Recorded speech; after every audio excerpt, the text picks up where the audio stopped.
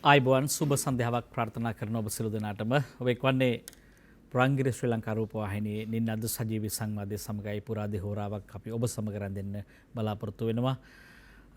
රටේ දැවෙන ප්‍රශ්න ජනතාව මුහුණ දෙන ප්‍රශ්න සඳහා දේශපාලනික විසඳුම් සොයන න්‍යාවෙන් අපේ සංවාදය අපි ජනගත කරනවා. විශේෂයෙන්ම දේශපාලනිකව යම් විසඳුම් කරා යන්නට ජනතාව බලගැන්විය යුතුයි. හුදෙක් ජනතාව අමතක කරලා ඔවුන්ගේ ජනජීවිතය හුදකලා කරලා ඔවුන්ට තනියම ගැටලු විසඳ ගන්න ඉඩ දීලා රජයකට එහෙම නැත්නම් ආණ්ඩුවකට පවතින්න බෑ, නිලධාරීන්ට පවතින්න බෑ. අපි සියල්ලම එකම තැනකින් රට ආපසු හරවන්න අවශ්‍යයි. රට ආපහු නැගිටවන්න අවශ්‍යයි.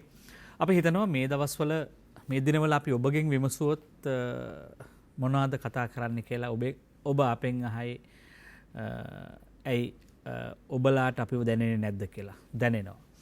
මේ වෙලාවේ අපේ මනෝභාවයන්, මානසිකත්වයන්, අපේ සිතුම් පැතුම්, අපේ බලාපොරොත්තු වේගයෙන් කඩා වැටෙමින් බිඳ වැටෙමින් තිබෙනවා කියලා බොහෝ දෙනෙක් අපිට කතා බහ කරලා කියනවා.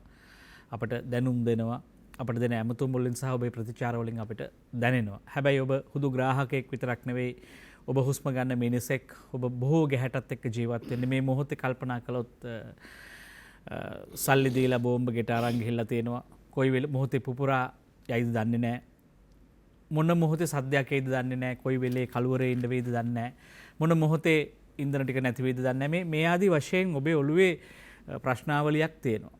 දැන් මේවා එකිනෙක විසඳන්න ප්‍රවේශ ගන්න උත්සාහ ගන්න හැම මොහොතකදීම තවත් දේශපාලන බලවේග සහ දේශපාලන කණ්ඩායම් විසින් ඒවා තමන්ගේ දේශපාලන බලය ස්ථාවර කර ගැනීම සඳහා ඒවා විකෘති කරමින් ඒවා ඒ සටන් පවා බහුදිශානත කරමින් ඉන්නවා. ඒ නිසා ජනතාවට, සැබෑ දුක් විඳින ජනතාවට, අපේ රටේ නිෂ්පාදකයාට, අපේ රටේ පාරිභෝගිකයාට, සාමාන්‍ය මිනිසාට මේ ජීවිතේ මෙතනින් එහාට යන පාර හොයාගන්න බැරුව කල්පනා කරමින් ඉන්නවා. ඔහු හන්දියකටලා කල්පනා කරමින් ඉන්නවා අපි කොහේ යන්නද? අපි ආවා කොහේ සිට කොහෙට යන්නද කියලා. මේ නිසා අපි හිතනවා මේ අද දවසේ ටිකක් අපි කල්පනා කළේ බොහෝ වෙලාවට ඇතම් ගැටලු වලට අපි විසඳුම් සොයන න්‍යාවෙන් බොහෝ දේවල් අපි කතා බහ කරනවා. නමුත් රාජ්‍ය නිලධාරීන් පිළිබඳව, දේශපාලඥයන් පිළිබඳව බොහෝ කතා බහ ඇති කර ගන්නවා. නමුත් අපි ටිකක් කල්පනා කරා මේ බොහෝ ප්‍රශ්න ඇතුලේ රාජ්‍ය නිලධාරියාගේ සමාජ වගකීම් සහ රට කියන කාරණේ. අපි රට ගැන කතා කරනවා. හැබැයි මේ රටේ බොහෝ දේවල් ඉස්සරහට යන්න නම් බොහෝ තීරණ තීන්දුව ප්‍රතිපත්ති ඒවා කිසියම් ක්‍රියාකාරී තැනකට ගේන්න නම් නිලධාරියා හරි වැදගත් භූමිකාවක් ඉෂ්ට කරනවා. ඔහුගේ භූමිකාව මත තමයි රටේ අනාගතය කොහෙටද කියන කාරණේ තීන්දුව වෙන්නේ. ඒ නිසා පහුගිය කාලේ ඇති වුණ බොහෝ ප්‍රශ්නත් එක්ක මේ මෑත යුගයේ මේ මොහොතේ ඔබ මා මුහුණ දෙමින් තිබෙන සියලු ප්‍රශ්නත් එක්ක ඍජුව බද්ධ වෙලා තියෙනවා රාජ්‍ය නිලධාරියාගේ භූමිකාව. මම නැවත කියන්නේ රාජ්‍ය නිලධාරියාගේ භූමිකාව මේ රටේ සියලු ගැටලුත් එක්ක ප්‍රශ්නත් එක්ක බද්ධ වෙලා තියෙනවා. මෙන්න මේ බද්ධ වුණු ආකාරය සහ එහි දේශපාලනික කියවීම අතිශය වැදගත් වෙනවා මේ බොහෝ ගැටලු වලින් අර්බුද රැසකින් අපිට එළියට යන්න. පහුගිය කාලේ අපි දැක්කා රසායනික පොහොර ප්‍රශ්නේ. නැත්නම් අපි රට වසවිසෙන් තොර දිශාවකට හරවන්න යන මොහොතේ ඒ තීන්දුව ආපසුට ගැනීමට හෝ පසුපසට ගැනීමට හෝ හැරවීමට සිද්ධ වුණා. බොහෝ සමහර තීන්දුව වලින් අපි අපේක්ෂා කරන තැනට නෙමෙයි රට යන්නේ වෙනත් තැනකට. කවුද මේ අදින්නේ? කවුද මේ නොමග යවන්නේ? කවුද මේ පාර වරද්දන්නේ? මේවා පිළිබඳව අපි කතා බහ කරමු. රාජ්‍ය නිලධාරියාගේ සමාජ වගකීම රට පිළිබඳව කතා බහ කරන්න අපි ආරාධනා කරා දේශහිතයිචී ජාතික ව්‍යාපාරී ප්‍රධාන ලේකම් වෛද්‍ය වසන්ත බණ්ඩාර මහත්මයා ආයිබෝන් කියලා පිළිගන්න බොහොම ආදරෙන්. ඒත් එක්කම මවුබ් ලංකා පදනමේ අධ්‍යක්ෂ වෛද්‍ය සුමිත් වන්නියාරිච්චි මහත්මයා පිළිගන්න බොහොම ආදරෙන් ආයිබෝන් කියලා. අපි සංවාදයේ ආරම්භය බාර කරනවා. මොකද වෛද්‍ය වසන්ත බණ්ඩාර මහත්මයා මේ සිදුවීමින් තිබෙන්නේ ජනතාවට හිතා ගන්න බෑ. අපිට මේ ප්‍රශ්නවල හේතු තේරෙන්නේ නැහැ. ප්‍රතිඵලය භුක්ති විඳිනවා. ඒ නිසා අපිට මේවා දේශපාලනිකව ලියා ගන්න අපි කොහොමද මේ සංවාදයක් පටන් ගන්න. දැන් අපි ප්‍රතිඵල සහ ප්‍රවෘත්ති තමයි අපිට ඇහෙන්නේ. ඒක ප්‍රතිඵලය අපි පෙන්වනවා. හැබැයි මේවාගෙන් ගැලවීමේ මාවත හදා ගැනීම සඳහා එම සංවාදයක් රටේ හදන්න අවශ්‍යද? එහෙම එකක් තියෙනවද? අතර මොකද්ද මේ අර්බුදේ? මෙහෙමයි ගමගේ මෙතුමා අර්බුදයක් තියෙන බව ඉතා පැහැදිලිනේ. එතකොට මහජනයා විවිධ ආකාරයට තමන්ගේ හැඟීම් ප්‍රකාශ කරනවා. පොදුවේ ආණ්ඩුවට දොස් කියනවා 225 වැඩක් නැහැ කියලා සියලුම මහජන නියෝජිතයන්ට දොස් කියනවා. ඒ අතර ඉතිහාසයේ මුහුණ නොදුන්න ආකාරයේ එදිනදා ජීවිතේ නව ප්‍රශ්න වලට මුහුණ දෙන්න සිද්ධ වෙලා තියෙනවා. ඒ අතර මහජනයා නොදන්නා දෙයක්ත් තියෙනවා. ඉදිරියේදී ලබන වසරේ මැද භාගයේ වෙද්දී අපිට මුහුණ දෙන්න තියෙන අර්බුදයේ තරම බොහෝ විට මහජනයා දන්නේ නැහැ. ආහාර අර්බුදේ, විදුලි අර්බුදේ, බලශක්ති අර්බුද ඒවට කොහොමද අපි මුහුණ දෙන්නේ? පිටපත තියෙනවා. ජනතාව දන්නේ ජනතාව ඒවට මුහුණ දිය හැකි ආකාරයට තමන්ගේ ජීවිත වෙනස් කරගන්නත් සූදානමකුත් නැහැ මානසිකව. එහෙම රජයෙන් පෙළඹවීමකුත් නැහැ. එහෙම මුකුත් ප්‍රශ්නයක් නැති වෙයි වගේත් යනවා. ඒ අතර මේ වෙනදා මුහුණ නොදුන් ප්‍රශ්න රාශියකට මුහුණ දෙමින් තියෙනවා. ඉතින් අපි මේ කොවිඩ් වසංගතය නිසා ඇතිවෙච්ච ලෝක තත්ත්වය නිසා ඒවා ඒ අර්බුදේ යම් පමණකට වර්ධනය විය හැකි කියන පද වාදයක් නැහැ. හැබැයි ඒකම නෙමෙයි හේතුව. මේ ආපු ගමනේම එක්තරා වර්ධනීය අවස්ථාවක් තමයි මේ තියෙන්නේ. අපි නිකන් අවුරුදු 40කට විතර කාලේ වැඩිදුර ඕනේ එහාට ගිහිල්ලා 80 දශකයේ බැලුවොත් එදා හිටපු රාජ්‍ය නිලධාරියා, එදා හිටපු ගුරුවරයා එක්ක විශ්වවිද්‍යාලාචාර්යවරයා එක්ක අපි අද තත්ත්වයේ බැලුවොත් අවංකව පිළිගන්න ඕන මේ සමස්ත නිලධාරී තන්ත්‍රයම පුංචි වෙලා තියෙනවා කියලා. අපි ඉගෙන ගන්න කාලේ අපේ ගුරුවරයා සමග සංසන්දනය කරපුවා අපේ දරුවෝ ගෙදර ඇවිල්ලා අපිට කියන දේවල් වලින් දරුවන්ගේ ගුරුවරයා පුංචි වෙලා තියෙන තරම අපිට අවබෝධ වෙනවා. ඒ වගේම තමයි විශ්වවිද්‍යාලය සම්බන්ධයෙන්ුත්. ඒ දරුවෝ විශ්වවිද්‍යාලයට ගිහිල්ලා විශ්වවිද්‍යාලයේ ආචාර්යවරු ගැන කියන කතා වලින් අපිට එතකොට පුදුමය දැනෙනවා. ඒතකොට අපිට උගන්වපු ගුරුවරු සහ මේ ගුරුවරු අතර වෙනස මේ තරම් විශාලද කියලා. එතකොට මේක එක දවසක දෙකක සිදුවීමක් නෙවෙයි, මේ සමස්ත සමාජ පරිණාමයේම එක්තරා ආකාරයකට පරිහානියේම කොටසක්.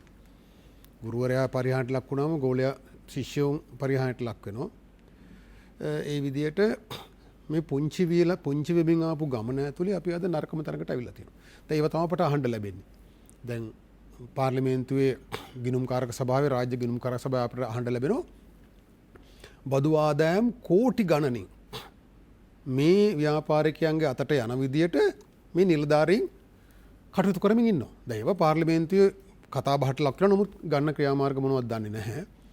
දැන් උදාහරණයක් ගත්තොත් ආදායම් බදු දෙපාර්තමේන්තුවේ නිලධාරීන් මේ ව්‍යාපාරිකයෝ 80 ගණනකක චෙක් රිටර්න් වෙනවා. ඕම් බදු ගෙවන බදු කියන්නේ නිකම් බදු නෙමෙයි. මහජනකෙන් අය කරගත්ත බදු වැට් බදු හිතන්න. අය කරගත්ත පද්ද ගෙවන චෙක් එක කරනවා, චෙක් එක රිටර්න් වෙනවා. චෙක් එකක් නැවත රිටර්න් වුණොත් එම සල්ලි නැතුව ගිනුමේ එයාව අත්අඩංගුවට ගන්න පවා පුළුවන්. එක අපරාධ වරදක්. එසේ තිබියදී මිලියන දහස් ගණනක්. ඒ වැට් බදු විතරක් මිලියන 2000 ගණක් විතර. ඒ කියන්නේ මහජනයන් අය කරගත්ත බදු. හැබැයි ක්‍රියාමාර්ග අරගෙන නැහැ. ඒ වගේ දිනකට රුපියල් මිලියන 2000ක විතර රජයට ආදායම අහිමි වෙනවා කියලා හිටපු විගණනාධිපතිතුමෙක් ගණනය කරලා තිබුණා මේ රාජ්‍ය නිලධාරීන්ගේ දුර්වලකම්, අකාර්යක්ෂමතාවයන් සහ වංචා දූෂණ නිසා. તો රේගුවේ ප්‍රකාශ වුණා රේගුවේ බදු අය කිරීම වෙනුවට ඒක බදු පහර හරියට ඇරලා දඩ අය කරනවා. તો දඩ අය කරාම මේ නිලධාරීන්ට 50% ඉඳලා 90 දක්වා නිලධාරීන්ගේ කොටස ලැබෙනවා. නිසා බදු ගැහිම වෙනුවට දඩ ගැහිමට පෙළඹීමක් තියෙනවා. ඒ කියන්නේ වරාය අධිකාරිය වගේ රාජ්‍ය ආයතන වලට පවා එහෙම කරලා තියෙනවා. ඒතර ඒවා හිතා ගන්න බැරි තරම් දේවල් මීට අවුරුදු 30 40කට කලින් හිතුවොත් එහෙම දේවල් වෙන්නේ නැහැ වුණා නම් ඒවටත් පියවර ගන්නවා. හැබැයි එහෙම යම් සමාජ වගවීමකින් ඉහළ සිට පහළට ඉහළ නිලධාරියා ඒ තමන්ගේ වගකීමක් ලෙස සලකනවා. ඒක ලැජ්ජාවක්. මගේ යටතේ මෙහෙම දෙයක් වෙනවා කිව්වොත් එයාට විශාල මානසික පීඩනයක්, මානසික බරක්.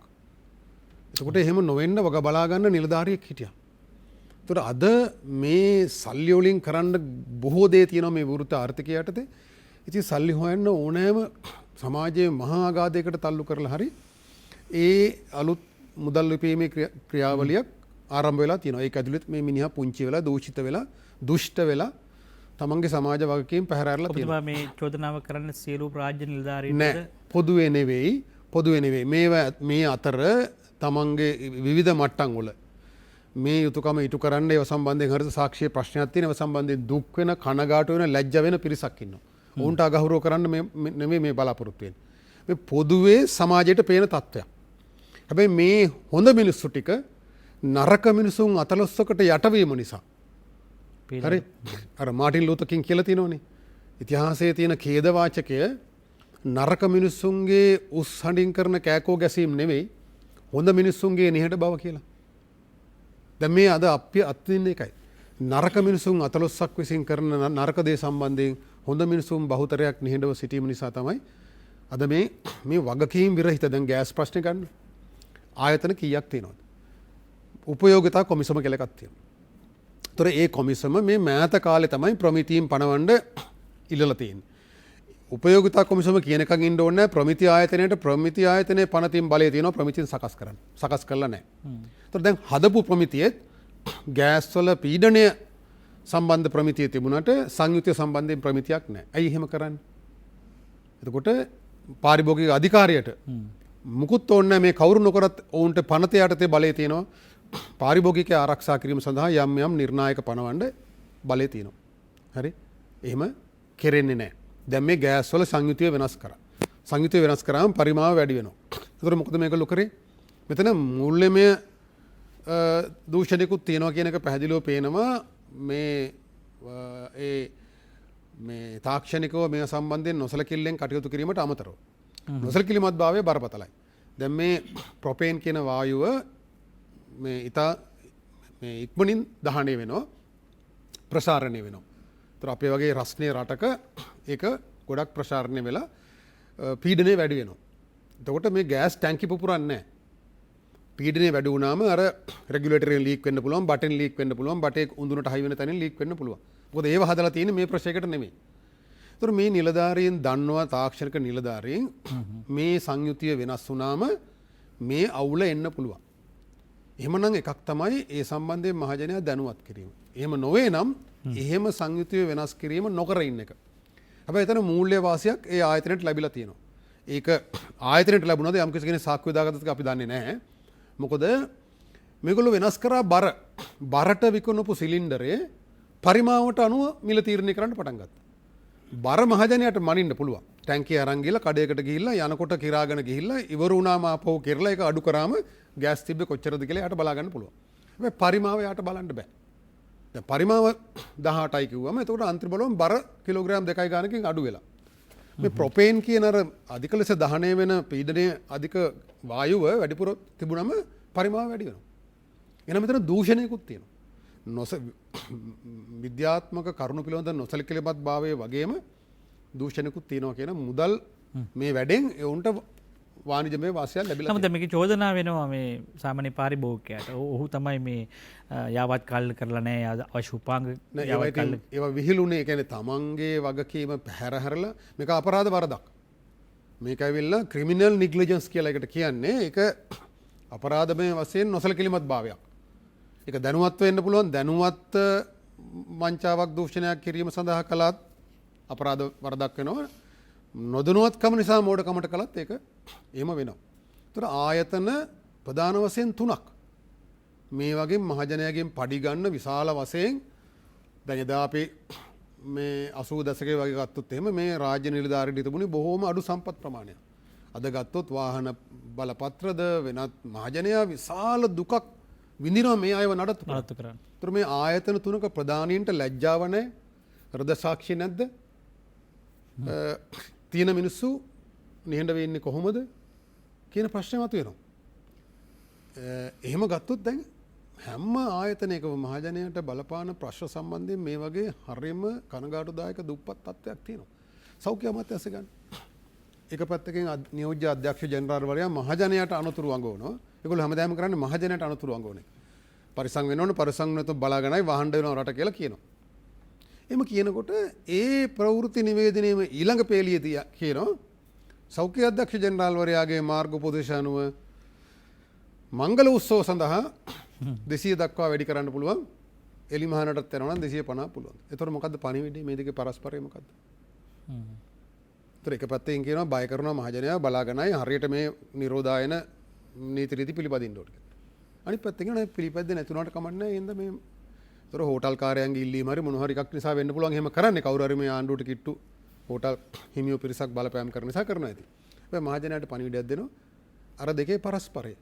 මේ අනතුරකේ ඔබතුම දකිනවා. අනතුරක් තියෙනවනේ එහෙම කරන්නේ නැහැ නේද මහජනයා ගන්න පණිවිඩය තමයි එන අනතුරක් නැහැ මේ නිකන් බොරුවට කියන්නේ අර නිලධාරියාගේ කතාවක් වෙන්න ඇති කියලා ඒක නොසලකා හරිනවා. එතකොට මේ විදිය හාස්‍යජනක දේවල් කරන්න පවා මේ උසස් නිලධාරීන් පෙළමිලා තියෙනවා. මෙහෙම තත්ත්වයක් මේ රටේ අපිට දකින්න ලැබුණේ නැහැ මාර කියපු මේ පරිණාමයේ කාලය තුල. අද එතකොට රාජ්‍ය පිළිබඳව මහජන විශ්වාසය බිඳ වැටෙනවා. ඒක ඊටාම බරපතල තත්ත්වයක්. ඉතින් මෙහෙම ගත්තොත් උදාහරණ ගත්තොත් රාශියක් තියෙනවා. මේ මෑත කාලීනවම එක ආයතනවල වෙච්ච දේවල්. දැන් දේශපාලඥයා විසින් මේක බොහොම අමාරුවෙන් දිනා ගන්න. බදු වංචාවල් ගත්තොත් එහෙම විවිධ භාණ්ඩාගාර නිලධාරීන්ගේ දැනුවත්භාවය ඇතුව ජාවාරම්කාරයෝ සමග කලින් කතා වෙලා බදු සහන දීලා ගමගේ මැතිතුමා බදු සහනයක් දුන්නොත් ආනයනයකට අනිවාර්යයෙන්ම ලෝක සම්මතයක් තියෙනවා. ආණ්ඩුවකට සදාචාරයක් තියෙනවා. මොකද්ද? මිල පාලනය පවත්වාගෙන යන්නේ. බදු සහනයක් දෙන්නේ ජාවාරම්කාරයාට නෙමෙයි. මොකද බදු සහනයක් දුන්නම රජයට ලැබෙන්න තියෙන මහජනයාගේ අරමුදලට ලැබෙන්න තියෙන අරමුදල් අහිමි වෙනවා. එහෙනම් ඒක අහිමි කරගෙන මිල පාලනය ඉවත් කරාම ජාවාරම්කාරයන්ට ඕනෑම මිලකට විකුණන්න පුළුවන් වෙනවා. හැබැයි මේවා දේශපාලඥයන් නිදහසට කරුණා කියන්න බෑ මේකෙදි. නිලධාරීන් තමයි භාණ්ඩාගාර නිලධාරීන් තමයි මේවා කරේ කියලා. නමුත් ඒවා දෙගොල්ලොම වගකීම දරන්න ඕනේ. ඒවා සිදු වෙනවා. මිලියන දහස් ගණනින් බදු මුදල් වංචා කරනවා. මහජනයාගේ එදිනෙදා සේවා වලට අවශ්‍ය යොදා ගන්න පුළුවන් බදු මුදල්. අපි දැන් රාජ්‍ය නිලධාරියා කිසියම් ආකාරයක චෝදනාවට ලක් වෙන දවසක් වෙන්න පුළුවන් අද දවස කෙසේ වෙයි නමුත් ඔබතුමන් එක සඳහන් කරා යලිත් වතාවක් බොහොම තමන්ගේ හෘද සාක්ෂියට අත තියාගෙන ඊට දිවුරා බොහොම සද්භාවයෙන් යුතුව යන රාජ්‍ය සේවයට යන වෘත්තකයා සහ නිලධාරියා ගැන නෙමෙයි මේ සඳහන් කරන්නේ බොහෝ විට ඔවුන්ද උගුලකට හසු කරමින් තමන්ගේ වාසිය සහ ස්වාර්ථය පිණිස කටයුතු කරන නිලධාරීන් පිළිබඳව කිසියම් තැනක කතා විය යුතුමයි. ඒ නිසා අපි ඒ කතා බහට ටිකක් සංවේදී විය යුතුමයි. දැන් දේශපාලඥ වෛද්‍ය සුමිත් වන්නරිච්චි මහත්මයා ළඟට මම යන්න කැමති පළමුව වටේදී දැන් රාජ්‍ය නිලධාරියාගේ සමාජ වගකීම සහ රට කියන කාරණේදී අපි දන්නවා ආණ්ඩුව බලය ගන්න රාජ්‍ය බලය ගන්න බොහොම මහන්සි වෙනවා. ඒතකොට දැන් මේ ක්‍රියාවලියේදී දේශපාලඥයා තමයි මේ කතා පවත්වන්නේ ඡන්දදායකයාව නිර්මාණය කරන්නේ ඔහුගේ ඡන්දය ළඟට බලය ගන්න. හැබැයි මේ බලය අරගෙන වසර 5ක් හෝ යම් කාලයක් මේ රට ගෙනියන්න තියෙන්නේ රාජ්‍ය නිලධාරීන් එක්ක මේ ආයතන පද්ධතියක් දෙපාර්තමේන්තු සංස්කෘති සියල්ලත් එක්ක තමයි යන්න තියෙන්නේ. ඒක දැන් ඔබතුමා කියන්නේ දැන් මේක ටිකක් අපිට පැහැදිලි කරගත්ත යුතු කාරණයක් මේ පසුගිය කාලේදී රට මුහුණ දීපු තීන්දුව ගැනීම සහ ඒවා ක්‍රියාත්මක නොවීම සහ ආපසු හැරීම සම්බන්ධව. දැන් මේ රාජ්‍ය නැමැති ආයතනය සහ මේ නිලධාරීන් අතර ඒ තියෙන දුරස්ත භාවය එහෙමත් නැත්නම් මතවාදීම වශයෙන් එකිනෙකට සේවය නොකර ගැනීම තියෙන ගැටලුව දැන් මේ වෙලාවේ කොහොමද බලපාලා තියෙන්නේ? දැන් අද මේ මොහොත වෙනට බලපාලා තියෙන්නේ. එතන මේ කතාව සත්‍යයක්ද එහෙමත් නැත්නම් ඊට වඩා වෙනස් ස්වරූපයක්ද තියෙන්නේ? ඒ කතාව සත්‍යයක්. ඒ වගේම ඒකට ඉතිහාසයක් තියෙනවා. ඒක විකාශනය වූ ආකාරය ඒක රාජ්‍ය සේවකයා දැනුවත්ව හා ඔහු නොදැනුවත්ව මේ රජයන් දුර්වල කිරීමේ ජාත්‍යන්තර ක්‍රියාවලිය පහුගිය අවුරුදු 20 තුල ක්‍රියාත්මක වීමෙත් එක එක්තරා ප්‍රතිඵලයක්. කරුණු කෙසේ වුවද ඕනම රජයක් හරි හෝ වැරදි තමන්ගේ ඡන්ද පොරොන්දුව හෝ මොනහරි ප්‍රතිපත්ති ප්‍රකාශනයක් එළි දක්වලා ඒකට තමයි අවසර ඉල්ලගන්නේ ජනතාවගෙන්. එතකොට ඒක ඉස්සල්ලා රජයට තිබිච්ච විරුද්ධය දුන්න හරි නැත හරි අර රජයට කියන්නේ මේ මම ගත්තේ මගේ මේ ටික කරන්න. දැන් උදාහරණයක් ගත්තොත් අපි ගත්තොත් 56 දී බණ්ඩාරනායක මහත්තයා මම මේ ටික කරනවායි කියලා ගත්තා. ඒක ගත කරලා පස්සේ ඒ ටික ක්‍රියාත්මක කිරීමට තමයි රාජ්‍ය නිලධාරීන් බැඳී හිටියේ. 72 ව්‍යවස්ථාවෙන් පස්සේ ජනරාජය කරුවාට පස්සේ ජනරාජය යටතේ කරපු දේ සහ සමාජවාදී නැඹුරුවත් තීච්ච වැඩපිළිවෙලට එතෙක් හිටපු ජනතාව මේ රාජ්‍ය නිලධාරීන් අනුගත වෙන්න වුණා. තමන් කැමති වෙන්න පුළුවන් නොවෙන්න පුළුවන්. ඒ වගේම 77 හිට ආපු විවෘතාර්ථිකයේ එතනින් ආපු එක රජයන් දාපු දේවල් ඒ ටික වග කියන්නේ මොකද ජනතාවට පොරොන්දු වෙලා ජයර් මහත්තයා කිව්වේ අටක් දෙනවා මොනාද මේ ධර්මිෂ්ඨ සමාජයක් හදනේ ධර්මිෂ්ඨ සමාජය මෙහෙමයි හදන්නේ කියලා. ඒ ධර්මිෂ්ඨ සමාජයත් එක්ක අපිට ප්‍රශ්න තිබුණා. හැබැයි රාජ්‍ය නිලධාරීන් වශයෙන් එදා හිටුවේ ධර්මිෂ්ඨ සමාජයේ ජයර් කියපු කතන්දරේ කරගෙන යන්න ඕන. ඒ වෙනකොට මහවැලි ව්‍යාපාරය වගේ එකක් උදාහරණයක් ගත්තොත් අවුරුදු 30ක් තිස්සේ කරන්න තිබිච්ච එක කඩිනම් මහවැලි ව්‍යාපාරය බවට පත් කෙරුවට පස්සේ නිලධාරීන්ට ඒක කරන එක තමයි නිලධාරීගේ යුතුයකම වුණේ. ක්‍රියාපලිය වුණේ. ඒ වගේම මේ ආණ්ඩුව තුල සෞභාග්‍ය දැක්ම තුල කතා කිරීම වගේම ඊට ඉස්සෙල්ලා ආණ්ඩුව තුලත් මේ අපි උදාහරණයක් ගත්තොත් මේ ගොවිතැන් ප්‍රශ්නය මේ කාබනික කියන නාමයෙන් කරන මේ කියන්නේ රසායනික හරණය සඳහා අප උත්සාහය අපි දැක්ක 2010 ඉඳන් වගේ රජයන් වල ටිකටිය වුණා. පහුගිය ආණ්ඩුව තුල ඒකට වෙනම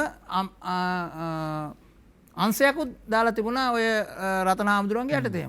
එතකොට මේ සෞභාග්‍ය දැක්මෙත් මේක අපව මතුවුණා ලියලා තිබුණා මේක තමයි කරන්න කියලා. එතකොට මේ පහුගිය අවුරුදු දෙක තුලම ජනාධිපතිවරයා මේක නිලධාරී හරහා මේක කරන්න උත්සාහ ගත්තා.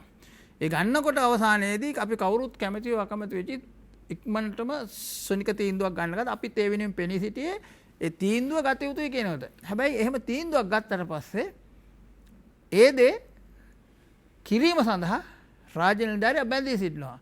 දෙවන ලෝක මහා යුද්ධයේදී හිට්ලර් බලය ගන්නකොට කාන්තාර යුද්ධය සඳහා මට වාහනයක් ඕන ජලයෙන් දුවන්නේ ජලයෙන් සිසිල් කරන්නේ නැති දෙයක් කියලා කිව්වට තමයි වොක්ස්වැගන් බීටල් හැදුණයි කියලා කියන්නේ. එතකොට ඒ අවශ්‍යතාවය සඳහා පාලකයා විසින් ඒ බලය ලබාගත් පාලකයා විසින් කරන දේ කරන්න රාජ්‍ය නිලධාරියා බැඳී සිටිනවා. ඒක වැරදි නම් ඒක දේශපාලඥයට ඒ අවස්ථාවේ කතා කරලා කියලා දෙන්න ඍජු කොන්දක් තියෙන ඒක විද්‍යාත්මක සහ පරිපාලන වශයෙන් දැනුමක් තියෙන නිලධාරි ප්‍රධානයක් ඉස්සර හිටියා. ඒ වගේම එකඟතාවයට ආවට පස්සේ ඒක මරාගෙන මැරීගෙන ඒ තීර්ණ ක්‍රියාත්මක කිරීම සඳහා පැඳී සිටියා. ඒ වගේම අර අපේ වෛද්‍ය වසන්ත බණ්ඩාර මහත්තයා කිව්වා වගේ හැම දෙයක්ම ජනතා හිතකාමී.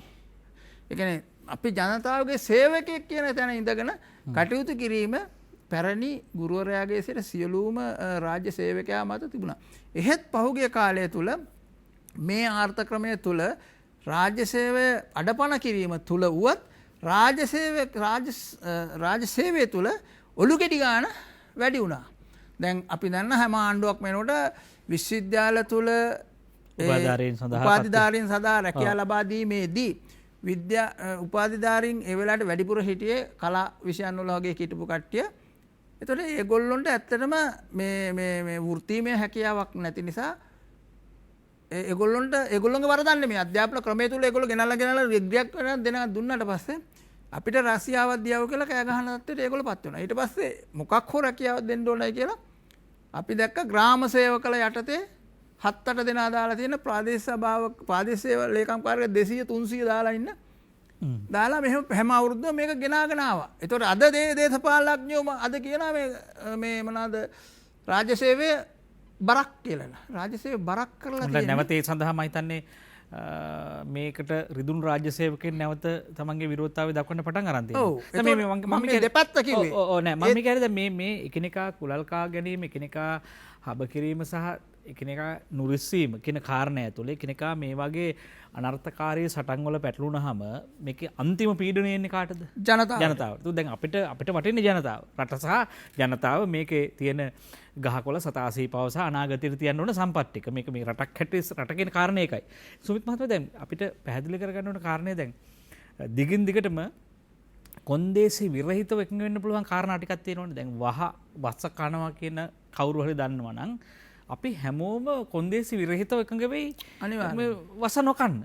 දැන් එතකොට එකී සත්භාවයන් මත ඉඳගෙන මේවා ඉස්සරහට ගෙන යන්න සංවාදයක් තිබුණේ නැහැ නේ. දැන් එතකොට දැන් රාජ්‍ය නිලධාරියා ආපහු ගත්තාම අධ්‍යාපන ආයතනයක හෝ විශ්වවිද්‍යාලයක ඉන්න භූමිකාවක් තුත් ඔහුමයි නියෝජනය වෙන්නේ. එතකොට දැන් මේක ක්‍රියාවට නම් වන්න කෘෂි දෙපාර්තමේන්තුවේ හරි මහවැලි අධිකාරිය කවුරු ඒත් රාජ්‍ය නිලධාරියා. මේ අතර තියෙනා වූ පරස්පරතා බලපෑවේ නැද්ද දැන් කෙනෙක්ගේ? ඒක මම දකින්නේ මේ වෘත්තාර්ථිකය තුළ මනස හදලා තියෙන රුපියල් සතවලට හිර කරපු ඒ වගේම මේ අනුන් ගහම් මරන් කත්වාරය කරනවා තමන්ගේ වැඩේ වෙනවා කියන මානසිකත්වය මහා පොදු සාධක වෙලා තියෙන සමාජය තුළ රාජ්‍ය සේවකයාත් එතන තමයි ඉන්නේ. ඒතර රාජ්‍ය සේවකයා කියන පුද්ගලයා අනිත් අයට වැඩිය මේ අවදානම අඩුවෙන් ගත්ත පුද්ගලෙක්. ඔහුට රැකියාව කොහොම හරි යට ඔහුට පඩි හම්බ වෙනවා. ඔහුට පෙන්ෂන් එක හම්බෙනවා. අපි දැක්ක පහුගිය කාලේ රාජ්‍ය සේවයට ආපු තරුණයෝ හිටියා රුපියල් 60-70000 පෞද්ගලික අංශවල රැකියා කර හිටපු අය රුපියල් 30000ට 35000ට රාජ්‍ය සේවයට ආවා. මොකද කියලා ආපුවාම මම ඉන්ටර්විව් කරපු වල ඉඳලා ආපු මොකද කියලා ආපුවා කියලා නෑ මේක පෙන්ෂන් එක තියෙනවා කියලා. එහෙම නැත්නම් කියලා සුරක්ෂිතතාවය අම්මා තාත්තා කියනවා පෙන්ෂනබල් සැලරි එකක් තියෙන එකට යන්න කිව්වා ඒක. ඉතින් ඒ වගේ මේ එහෙම මානසිකත්වයක් ආපු අය හැමතිස්සෙම තමන් ගැන තමයි තමන්ගේ පැත්තට හිතපු කට්ටියක් තමයි මේ සමාජය විසින් හදලා තියෙන්නේ. හැබැයි දැන් ඔබතුමා කිව්ව හැටියට දැන් අපි කො මේ මහා සමාජයට මේක දැනෙන දේ නිලධාරීන් වශයෙන් තීන්දුව ගන්නකොට මේක ජනතාවාදී වෙන්න ඕනයි කියලානේ හිතුවේ ඉස්සර අය. දැන් එතකොට දැන් අපි හිතුවා ආහාරයක් ගන්නකොට මේ රසායනික හරණය ගැන කතා කරුවේ මේ වස විසත් එක්ක. එතන මේ වස විස කියනකොට මේ සමස්ත ජනතාවට මේක වස වෙන ප්‍රශ්නයක් නේ. ඒතකොට ඒකෙන් ගැලවෙන්න ඕන. ඔව්. එතකොට දැන් ඉස්සර අපි ආහාර ගත්තේ රස, වර්ණය, බලය, එතකොට සුව සහ මේ ඥානනය සඳහා ආහාර ගත්තයි කියන්නේ. ඒතකොට දැන් මේ බල්ක් එක නිකන් ඔහේ මොනවා හරි කණ්ඩ රසායන ද්‍රව්‍යයක් විසින් හදපු දෙයක් ගන්නලා ඒක තමයි කතා කරන්නේ. ඒතකොට දැන් අපි පහුගිය දවස්වල දැක්කා මිනිස්සු ඔය රාජ්‍ය සේවයේ කට්ටිය කියන්නේ මේකෙන් කණ්ඩ දෙන්න හම්බෙන්නේ නැහැ කියලා. මේ ගුණාත්මක භාවය ගැන කොහෙත්ම කතා කරුවේ නෑ. තමන් එල්බල හිටි තමන් දැනගත්තු තමන් ඉගෙනගත්තු තමන්ට උගන්වපු බහුජාතික සමාගම් වල න්‍යායයට හදපු ඉගෙනගත්තු විශ්වවිද්‍යාල මහාචාර්යවරු ආචාර්යවරු මේක මග ඇරියානේ. දැන් ඊයේ පෙරේදා සමුළුවක් තිබිලා තියෙනවා ඔබතුමාත් ගියා කියලා මට ආරංචි. ඒ සමුළුවෙත් කියලා තියෙන්නේ මේ ඒගොල්ලෝ බේරෙන්න කතන්දර. ඒතර මේ නිලධාරියා කවදාකවත් මේකේ වගකීමක් ගත්තේ නෑ නේ. ඔබතුමා මේකේ දේශපාලඥයා බේරනවද මේ කතාව? නෑ. දේශපාලනය බේරන්නේ නෑ. දේශපාලනඥයත් එක්ක මේ ප්‍රශ්නේ විසඳ ගන්න ජනතාවට අවුරුදු 5කට සැරයක් අවස්ථාවක් තියෙනවා. දේශපාලනඥයා මාරු වුණාම දේශපාලනඥයා දෙකල මේක පටන් මම ඒකයි මම කිව්වේ මේකේ වර්ධනය වෙච්ච ඉතිහාසයක් තියෙනවා. 77න් පස්සේ විවෘතාර්ථික තුළ රාජ්‍ය සේවය දුර්වල කිරීම සඳහා කරපු එකක් තමයි එක එක ගේන මේ න්‍යායන්ට රාජ්‍ය සේවකයා විරුද්ධ වුණා. එතකොට රාජ්‍ය සේවකයාව යටත් කිරුවේ වරදාන වරප්‍රසාද තුලින්. ඔහුට අවුරුදු 5න් පාට කාර් එකක් දෙන්න තත්ත්වයටපත් උනේ. හරිද? එතකොට ඔහු ඒක දිහා තමයි බලන් ඉන්නේ. එතකොට මේ රාජ්‍ය මේ සංවර්ධන ව්‍යාපාර වෙනකොට සංවර්ධන ව්‍යාපෘතියාව. එතකොට ව්‍යාපෘති මතින් යැපෙන නිලධාරියෙක් බවට පත් වුණා. ඒතකොට හැම කෙනාම බලන්නේ තමන්ගේ එදිනදා කියන රාජකාරියට ව්‍යාපෘතියකට සම්බන්ධයි. ඒතකොට ව්‍යාපෘතියෙන් යැපීමේදී ව්‍යාපෘති ආවා ගියා. ඊට පස්සේ වැඩෙත් ඉවරයි ඔක්කොම වෙලා සල්ලි ටික උනට ව්‍යාපෘතිය අන්තර්දාන වෙනවා. එහෙම ව්‍යාපෘතිනේ අපිට තියෙන්නේ පටන් ගන්නවා ගේනවා කට්ටියක් ඒකට වාහන ගේනවා ඒකට නිලධාරීන් ඉන්නවා ඒගොල්ලෝ කනවා බොනවා ව්‍යාපෘති ඉවර වෙනවා සල්ලි නැතු යනවා ණය ගොඩට එකතු වෙනවා අර ව්‍යාපෘතිය. ඒතර එහෙම එනකොට මේ රාජ්‍ය නිලධාරියා මේ විදිහට මුදල් හොයන්නේ බවට පත් වුණා. අපි දන්නවා දැන් ඊයේ වෙනකොට දකුණු පළාතේ විශාල පාසලේ ගුරුවරයා රිමාන්ඩ්. මොකද ළමයි ගන්න ඕනම කෙනෙක්ද ඉස්කෝලේට සල්ලි ගන්න වෙලානේ. ඉස්සර අපි පුංචි කාලේ නම් ළමයෙක් අපි දැම්ම අපි ගන්න කාලේ ගුරුවරයා කියලා කියන්නේ ඉස්කෝලේ ගියේ ආපු නැති එක හොයාගෙන බයිසිකලේ පැදගෙන ගෙදරට යනවා. ගෙනල්ලා ඉස්කෝලේ ගිහලා දඬුවම් කරලා ඉස්කෝලේ පවත්වනනේ. දැන් එහෙම නෙමෙයිනේ. ඉස්කෝලේට දාගන්න ගුරුවරයාට පගාව දෙන්න වෙලා. ඔබතුමා කියන දැන් මේ මෙතුමා කතා කරපු අර මහා තැන ඉඳන් විදුහල්පති පුටුව දක්වා මේක ගලලා තියෙනවා මේ ඊට නෙමෙයි කාර්යාලේ කාර්ය සහායක දක්වා ඒක පහලා තියෙනවා. දැන් මේ කාරණේ හරි වැදගත්. දැන් මම කියන්නේ දැන් මේක ටිකක් නොපෙනෙන මානයක තියෙන කාරණයක්. ඒ කියන්නේ අපි හැමෝම සත්භාවයෙන් වැඩ කරපු හැම මිනිහෙක්ම හැම පුරවැසියෙක්ම කොහේ හෝ ප්‍රාග්ධනයේ ගුදුරක් බවට පත් කරගන්නවා. ඒ කියන්නේ රාජ්‍ය හැකිලිලා වෙන පෞද්ගලික සමාගමක ගුදුරක් වන්නට පුළුවන්. දැන් අපි කියමුකෝ ඉතා හොඳ චරිතයක් ඉන්නවා අපි මේ පලිබෝධනාශක හෝ වස ගෙන්නන කෙනෙක් පත් කරනවා මේක නියාමනය කරන්න කියලා. ඒකෝ එයා මේක දෙතුන් සැරයක් නියාමනය කරන්න පුළුවන්. හැබැයි ඊළඟ අවුරුද්දේ මේ ප්‍රාග්ධන මේ අදාළ වස සමාගම් වලට අනුව එයා තීන්දුව ගන්න පුළුවන්. ඒ කියන්නේ රාජ්‍යයේ සුබ එයාට දෙන සහන වලට වඩා පිටස්තරින් එයාට සමාගම් වලින් එයාට ලැබෙන වරදාන වරප්‍රසාද ටිකක් විශාල වෙනකොට ඒ තමන්ගේ ස්වාර්ථය වෙනුවෙන් වැඩ කරන්න පුළුවන්. ඒක ඇත්තටම මේ කාරණේ හරි දුක හිතෙන කාරණයක්. මේ අපිට විරාමයකට යන්නක් තියෙනවා. නමුත් දැන් අපි විරාමයෙන් පස්සේ කතා කරමු. රාජ්‍ය නිලධාරියෙක් සමාජ වගකීම මහ රට පිළිබඳව කතා කරන්නේ කවුරු කොහොම කිව්වත් ජනතාවට වටින රට. අපි හැමෝම අලුතෙන් දවසක් ආරම්භ කරන්නේ අලුත් රටක් අලුත් බලාපොරොත්තුවක් අලුත් සිතුම් පැතුම් එක්ක දවස ගෙවන්න පුළුවන් වෙයි කියලා. හැබැයි පරණ දේවල් වලින් නැවත පීඩාවට පත් වෙමින් අපේ ජීවිතේ එපා කරන කලකිරවන තෙහෙට්ටුවට පත් කරන දේවල් විඩාවට පත් කරන දේවල් වෙන්නම ජනතාව අවසානයේ කලකිරෙන්නේ කවුරුවත් ගැන මේ රට ගැන. ඒ නිසා අපිට ටිකක් රට පිළිබඳව අලුත් අදහසක් ඇති කරගත යුතුමයි. අපි ගිහිල්ලා යන්න ඉන්න සජීවී සංවාදයේ පළමු විරාමයට රැඳෙන්න අප සමග අපි විරාමයෙන් පසුව කතා කරමු. ඔබ නැවත නින්න අද සජීවී සංවාදයේ සමගයි මේක වන්නේ. රාජ්‍ය නිලධාරියාගේ සමාජ වගකීම් මහරට.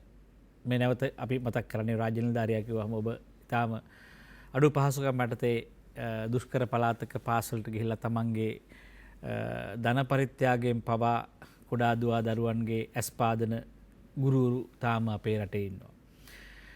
හැබැයි ඒකේ අනිත් පැත්තෙත් මේ කට්ටිය ඉන්නවා. හැබැයි මේක නෙවෙයි මේ මීට වඩා විශාල ප්‍රමාණයෙන් රට පිළිබඳ කල්පනා කිරීමේදී රටේ ගත්තු බරපතල ප්‍රතිපත්ති මේ තීන්දුව ආපසු හැරවීම සඳහා ඒවා වෙනස් කිරීම සඳහා රටේ ආර්ථිකය, සමාජය, සෞඛ්‍ය මේ ආදී සියලුම දේවල් සම්බන්ධව ගනු ලැබූ දේශපාලන තීන්දුව වෙනත් දිශාවකට අපි කියනවා සාමාන්‍යයෙන් කැලේ අරගෙන යාම සඳහා මේ රාජ්‍ය නිලධාරියා බලපෑවි කොහොමද කියන කාරණයක් පැහැදිලි කරගත යුතුයි.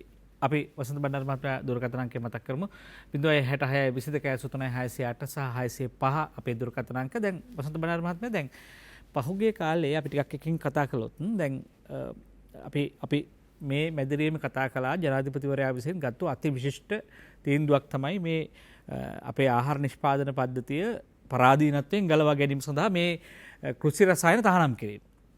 හැබැයි මේ හා සම්බන්ධ ගත්තාම නිලධාරි විශාල සංඛ්‍යාවක් ඉන්නවා ජනතාවගෙන් පඩි ලබන. ඒතකොට ජනාධිපතිවරයා ගත්ත මේ තීන්දුව ඉස්සරහට ගෙන යාම සඳහා සැබෑවටම මේ නිලධාරීන්ට අපොහොසත් වුණාද නැත්නම් මේක වැරද්දුවද මොකද්ද මේකේ අපි ආපහු පසුවිපරමක් කතා කරලාම ඉස්සරහට යන්. මොකද මේක බරපතල තීන්දුවක්. සෞභාග්‍ය දැක්මේ තිබුණා. යම් කාලයක් මේකට දීලා තිබුණා.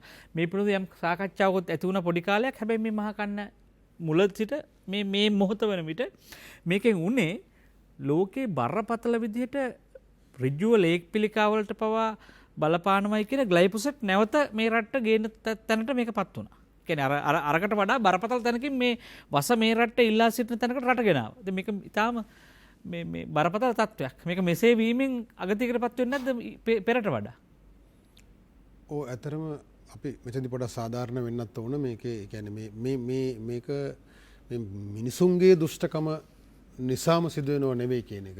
මේක අපේ වෛද්‍ය සුමිත් කිව්වා වගේ මේක ක්‍රමානුකූලව ආපු තත්ත්වයක්. මේ දැන් අපේ ඔය ක්‍රිස්තු තුන්වෙනි සතවර්ෂයේ විතර තමයි චාණක්‍ය කියන පඬිතුමා කෞටිල්‍ය එතුමා පොත් ඒවා අපිට කෞටිල්‍යගේ අර්ථ ශාස්ත්‍රයේ පොත අපිට අරගෙන කියවන්න පුළුවන් සිංහල භාෂාවෙනුත් තියෙනවා. එතුමා රජුට උපදෙස් දෙනවා මේ රාජ්‍ය නිලධාරීන් දූෂිතයන් බවට පත් කිරීමෙන් තමයි ඔවුන් යටත් කරලා තියාගන්න පුළුවන්. එතකොට රාජ්‍ය නිලධාරීන් දූෂණයට පොළඹවන, අධි පරිභෝජනයට පොළඹවන, මහජන වගකීම නොසලකා ස්වාර්ථය හඹා යන මිනිහෙක් බවට පත් කරාම රජුට ඔහුව පාලනය කරන්න ලේසියි. එතකොට ඒ ක්‍රියාවලිය මෙතුමා කිව්වා වගේ ජයාජාවදන මෙතුමා තමයි ඒ කෞටිල්‍යගේ උපදෙස් ඉතා හොඳින්ම ක්‍රියාත්මක කරලා අද වෙනකොට ඊටාම මේ නරකම තත්ත්වයකට ඇවිල්ලා තියෙනවා. ඉතින් ඒක ඇතුලේ මේ රාජ්‍ය නිලධාරීනුත් විශාල පීඩාවකට පත් වෙලා ඉන්න පිරිසකුත් ඉන්නවා. මේ කියන දැන් මේ මෑත කාලේ එක්තරා වෛද්‍යවරයෙක් මා මුණ ගැහිලා පිටරට රස්සාවක් හොයාගන්න උදව් කරන්න කිව්වා. එතුමාට මිලියන 20ක් විතර ඒජන්සි කාර්යයක් ඉල්ලනවා. ඒ ගාන දීලා ගිහිල්ලා මේ සමහර ලක්ෂ 20ක් ඉල්ලනවා ඒජන්සියෙන්. එතකොට මේ හම්බෙන පඩියට ඉතින් මේකත් ගෙවලා අවුරුදු දෙකක් වැඩ කරලා වැටු ප්‍රයිත නිවාඩු ගිහිල්ලා මට මේකෙන් ගොඩ එන්න පුළුවන්. ඉතින් මම කිව්වා මොකද්ද ඔයා වැටලා ඉන්න වල? එතකොට ඔහු මට ලයිස්තුවක් කිව්වා. ඔහු විශාල දරන්න බැරි තරමේ වාහනයක් මිලදී අරගෙන Tamanට හදන්න බැරි තරමේ ගයක් හදන්න විශාල වශයෙන් ණය වෙලා වෙනත් ඒ ආදි වශයෙන් සාමාන්‍ය රූපවාහිනියක් වෙනකොට බිත්තිය පිරෙන ලොකු තිරේ තියෙන රූපවාහිනියක් අරගෙන ඉතින් එහෙම බඩු ලයිස්තුව මම කවුද ඔයාට මේ ඔක්කොම මිලදී ගන්න කියලා කිව්වේ. ඉතින් මගේ මුණ දිහා බලනවා. ඉතින් ඒක එහෙම සමාජ සම්මතයක්.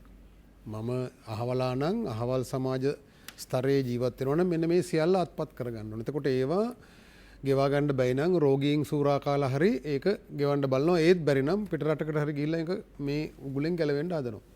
එතකොට ආපසු හිතල බලුවොත් ඉතින් මේ ඔක්කොම් පටලවා ගැනීම කරගත්ත නැත්තම් මේ ප්‍රතිඵලය අත්වෙන්නෙත් නෑ. එතුර මේ කවුටිල්ලේගේ උපදෙස්සනුව ජයාජාදන මහත්තයා පටන්ගත්ත ක්‍රියාවලිය හරහා තමයි මේ රාජ්‍ය තන්ත්‍රය තුළ මේ අර්බුදය ඇවිල්ලා තියෙන. මේ තනිතනි පුද්ගලයාගේ හොඳ හෝ නරක නිසාම නෙවෙයි. හැබැයි මේක ඇතුළෙත් බොහෝම දුස්කර තත්ත්වය යටතෙත් තමාගේ සමාජ වගකීම ඉටු කරන නිලධාරීන් පිරිසක් ඉන්නවා. ඒක අපි අගේ කරන්න ඕනේ. ඒ නිසා තමයි මේක පවතින්නේ මෙහෙම. මේ දේශපාලඥයෝ කරන ගොන්තකතිරු වැඩ ඇතුලේ මේ අපි ඉන්න අර්බුදයේ ඇතුළෙත් මේක කොහොම හරි බිඳ වැටෙන්නේ නැතුව තියෙන මේ හොඳ මිනිස්සු නිසා. එහෙම පිරිසක් ඉන්නවා. ඔවුන් අර වැරදි මිනිස්සු නිවැරදි කරන්න හදන්නේ නැතුව තමන්ගේ රස්සාව හරියට කරනවා. ඒක හරි. ඒක මදි. මේ තියෙන තත්ත්වයට මේ හොඳ මිනිස්සු ටික අර හීලා අලි දාලානේ වල්ලලි මේ හීලා කරන්නේ. ඒ වගේ අපි මේ කතා කරන එකේ අවසාන ප්‍රතිඵලය විය යුත්තේ මේ දොස් කියලා මෙතනින් නැගිටලා යන එක නෙවෙයි. මෙන්න මේ හොඳ මිනිසුන් තුළ මානසික බලපෑමක් ඇති කරන එක මේවා අභ්‍යන්තරයේ කතා කරලා මේවා එළියේ කතා කරලා මේවා නිවැරදි කරන්න යම් හෝ මැදිහත් වීමක් කරද සාක්ෂර එකඟව කළ යුතුයි කියන එක. මේ තියෙන නරකම තත්ත්වය පිළිබඳව හොඳම පිළිඹුවක් තමයි ගමගේ මෙතුමා ඔබ දැන් කියපු මේ කෘෂි රසායන පාලනයට අදාළව සිදුවෙච්ච දේ. මෙතුමා කියපු ඔබ කියපු රැස්වීමට මමත් ගියා. ඔබතුමා අපි දෙන්න පේන තෙක් මානේ හිටියේ. අර මේකට මේක ඔක්කොම අවුල් කරන්න මේ යහපත් ගමගේ මැතිතුමා මෑත කාලීනව මම හිතන්නේ ලෝක පරිමාණයනොත් ඊටාම උසස් යහපත් අරමුණක් වැරදි උපාය මාර්ගික ප්‍රවේශයක් නිසා විනාශයට ලක් වෙච්ච අවස්ථාවක් වෙනත් නම් මට මතක් කරගන්න බෑ. ඊටා උසස් අරමුණක් හොඳ අරමුණක් හැබැයි යථාර්ථයක් බවට පත් කරගන්න බැරි වෙනවා. මේ ඒක ක්‍රියාත්මක කරන්න යොදාගත්ත උපාය මාර්ගයේ වැරදි නිසා. ඒකට ප්‍රධාන වශයෙන් වග කියන්න ඕන නිලධාරීන්. මා එදා ඒ වේදිකාවේ ඉන්න නිලධාරීන් ඒ කතා කරද්දී මම ඔබතුමා දැක්කා. මම නැගිටලා ගියේ දවස් ගානකින් මම මේ ප්‍රෙෂර් පෙතිත් බීලා හිටියේ නෑ. ඒ නිසා මට තවදුරටත් ඒක ඉවසා දරා ගන්න බැරුව තමයි මම නැගිටලා ගියේ. ඒතර මට පුදුම හිතුණා මේ අය මේ ප්‍රසිද්ධ වේදිකාවට ඇවිල්ලා මෙහෙම කතා කරන්නේ කොහොමද කියලා. මේවා ඔක්කොම පටලවලා මේ වැරදි වලට වග කියන්න ඕන උන් ඒ ආයතන වලට ප්‍රධානීන් එතන ඇවිල්ලා නිදහසට කාරණා කියනවා. ඉතින් ඒවා ඒ විදිහේ දුප්පත් තත්ත්වයකට මේ රාජ්‍ය තන්ත්‍රය අද පත් වෙලා තියෙනවා. ඒක අපිට හිතා ගන්න බෑ.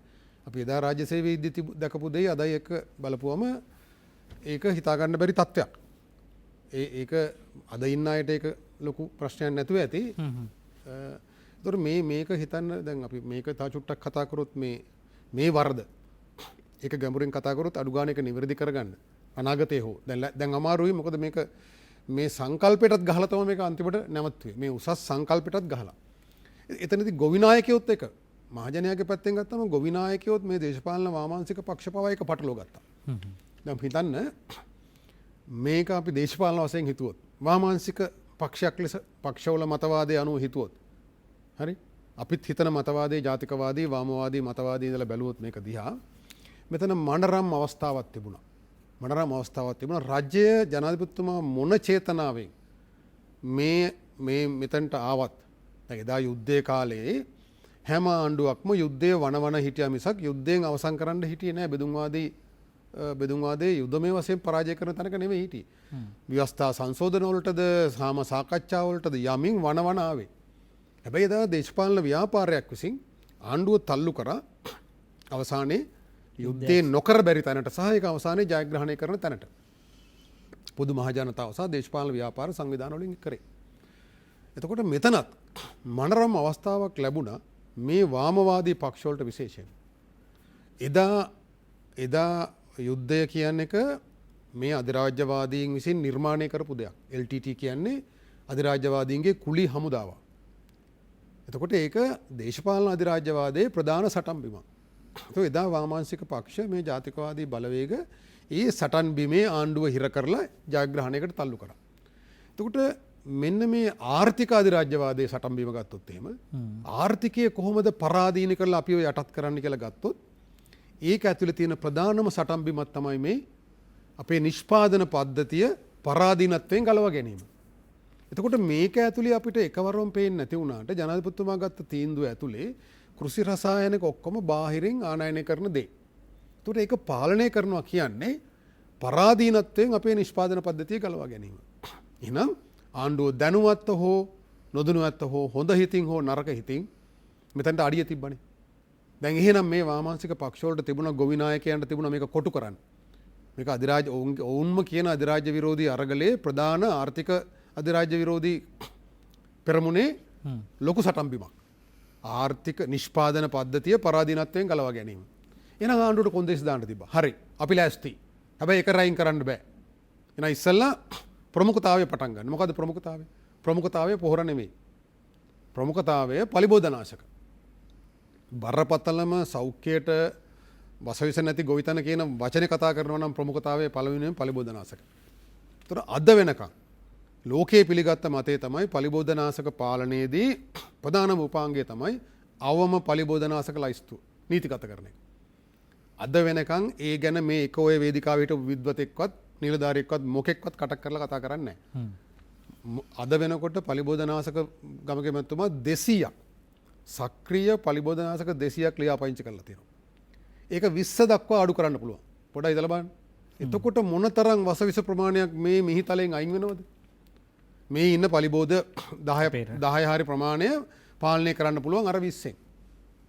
එතකොට 180ක් අයින් වෙනවා. හැබැයි එහෙමද අර පලිබෝධනාශක රෙජිස්ට්‍රාර් කියන මහජනයාගෙන් පඩි ගන්න මිනිස්සයා මොකද්ද කළේ? රටේ ජනාධිපති කුසිකර්ම ඇමති ඉන්නව ප්‍රබල මතයක මේක පාලනය කරන්න ඕන කියලා. මේ හාදයා මොකද කරේ?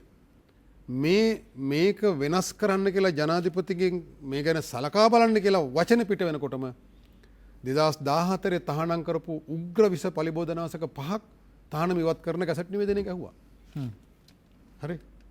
ඒ රාජ්‍ය නිලධාරියා Tamanට පනතෙන් දීලා තියෙන බලතලත් අයුතු ලෙස භාවිතා කරලා කරපු දේ. ඒතකොට මේ මෙතන ප්‍රමුඛතාවය පැටලෙව්වා. පැටලුවා විතරක් නෙවෙයි ඊට පටහැනි දේ 100% පටහැනි දේ කරන තැනට මේ නිලධාරි පෙළඹුණා. එතකොට පලිබෝධනාශක රෙජිස්ට්‍රාර්වරයා එහෙම කරා නම් කුසකර්ම අමාත්‍ය ලේකම්වරයාත් එයා අයින් කරලා විතරක් හරියන්නේ නැහැ. අර දෙන්නත් ඉල්ලා ආස් වෙන්න ඕන අධ්‍යක්ෂ ජෙනරාල්වරයාත්. හරි. එහෙම නැත්නම් ඒ දෙන්නට ක්‍රියාමාර්ග ගන්න ඕන.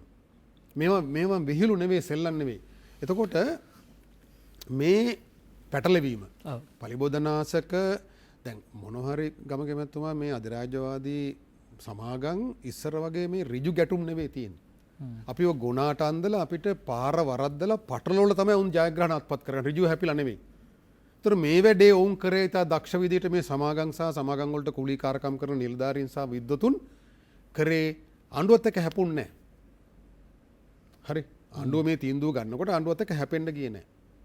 එදා LTT එක ආණ්ඩුව තීන්දුවකට LTT එක ආයුධ අරන් හැපුණා වගේ එහෙම එකක් උනේ නැහැ.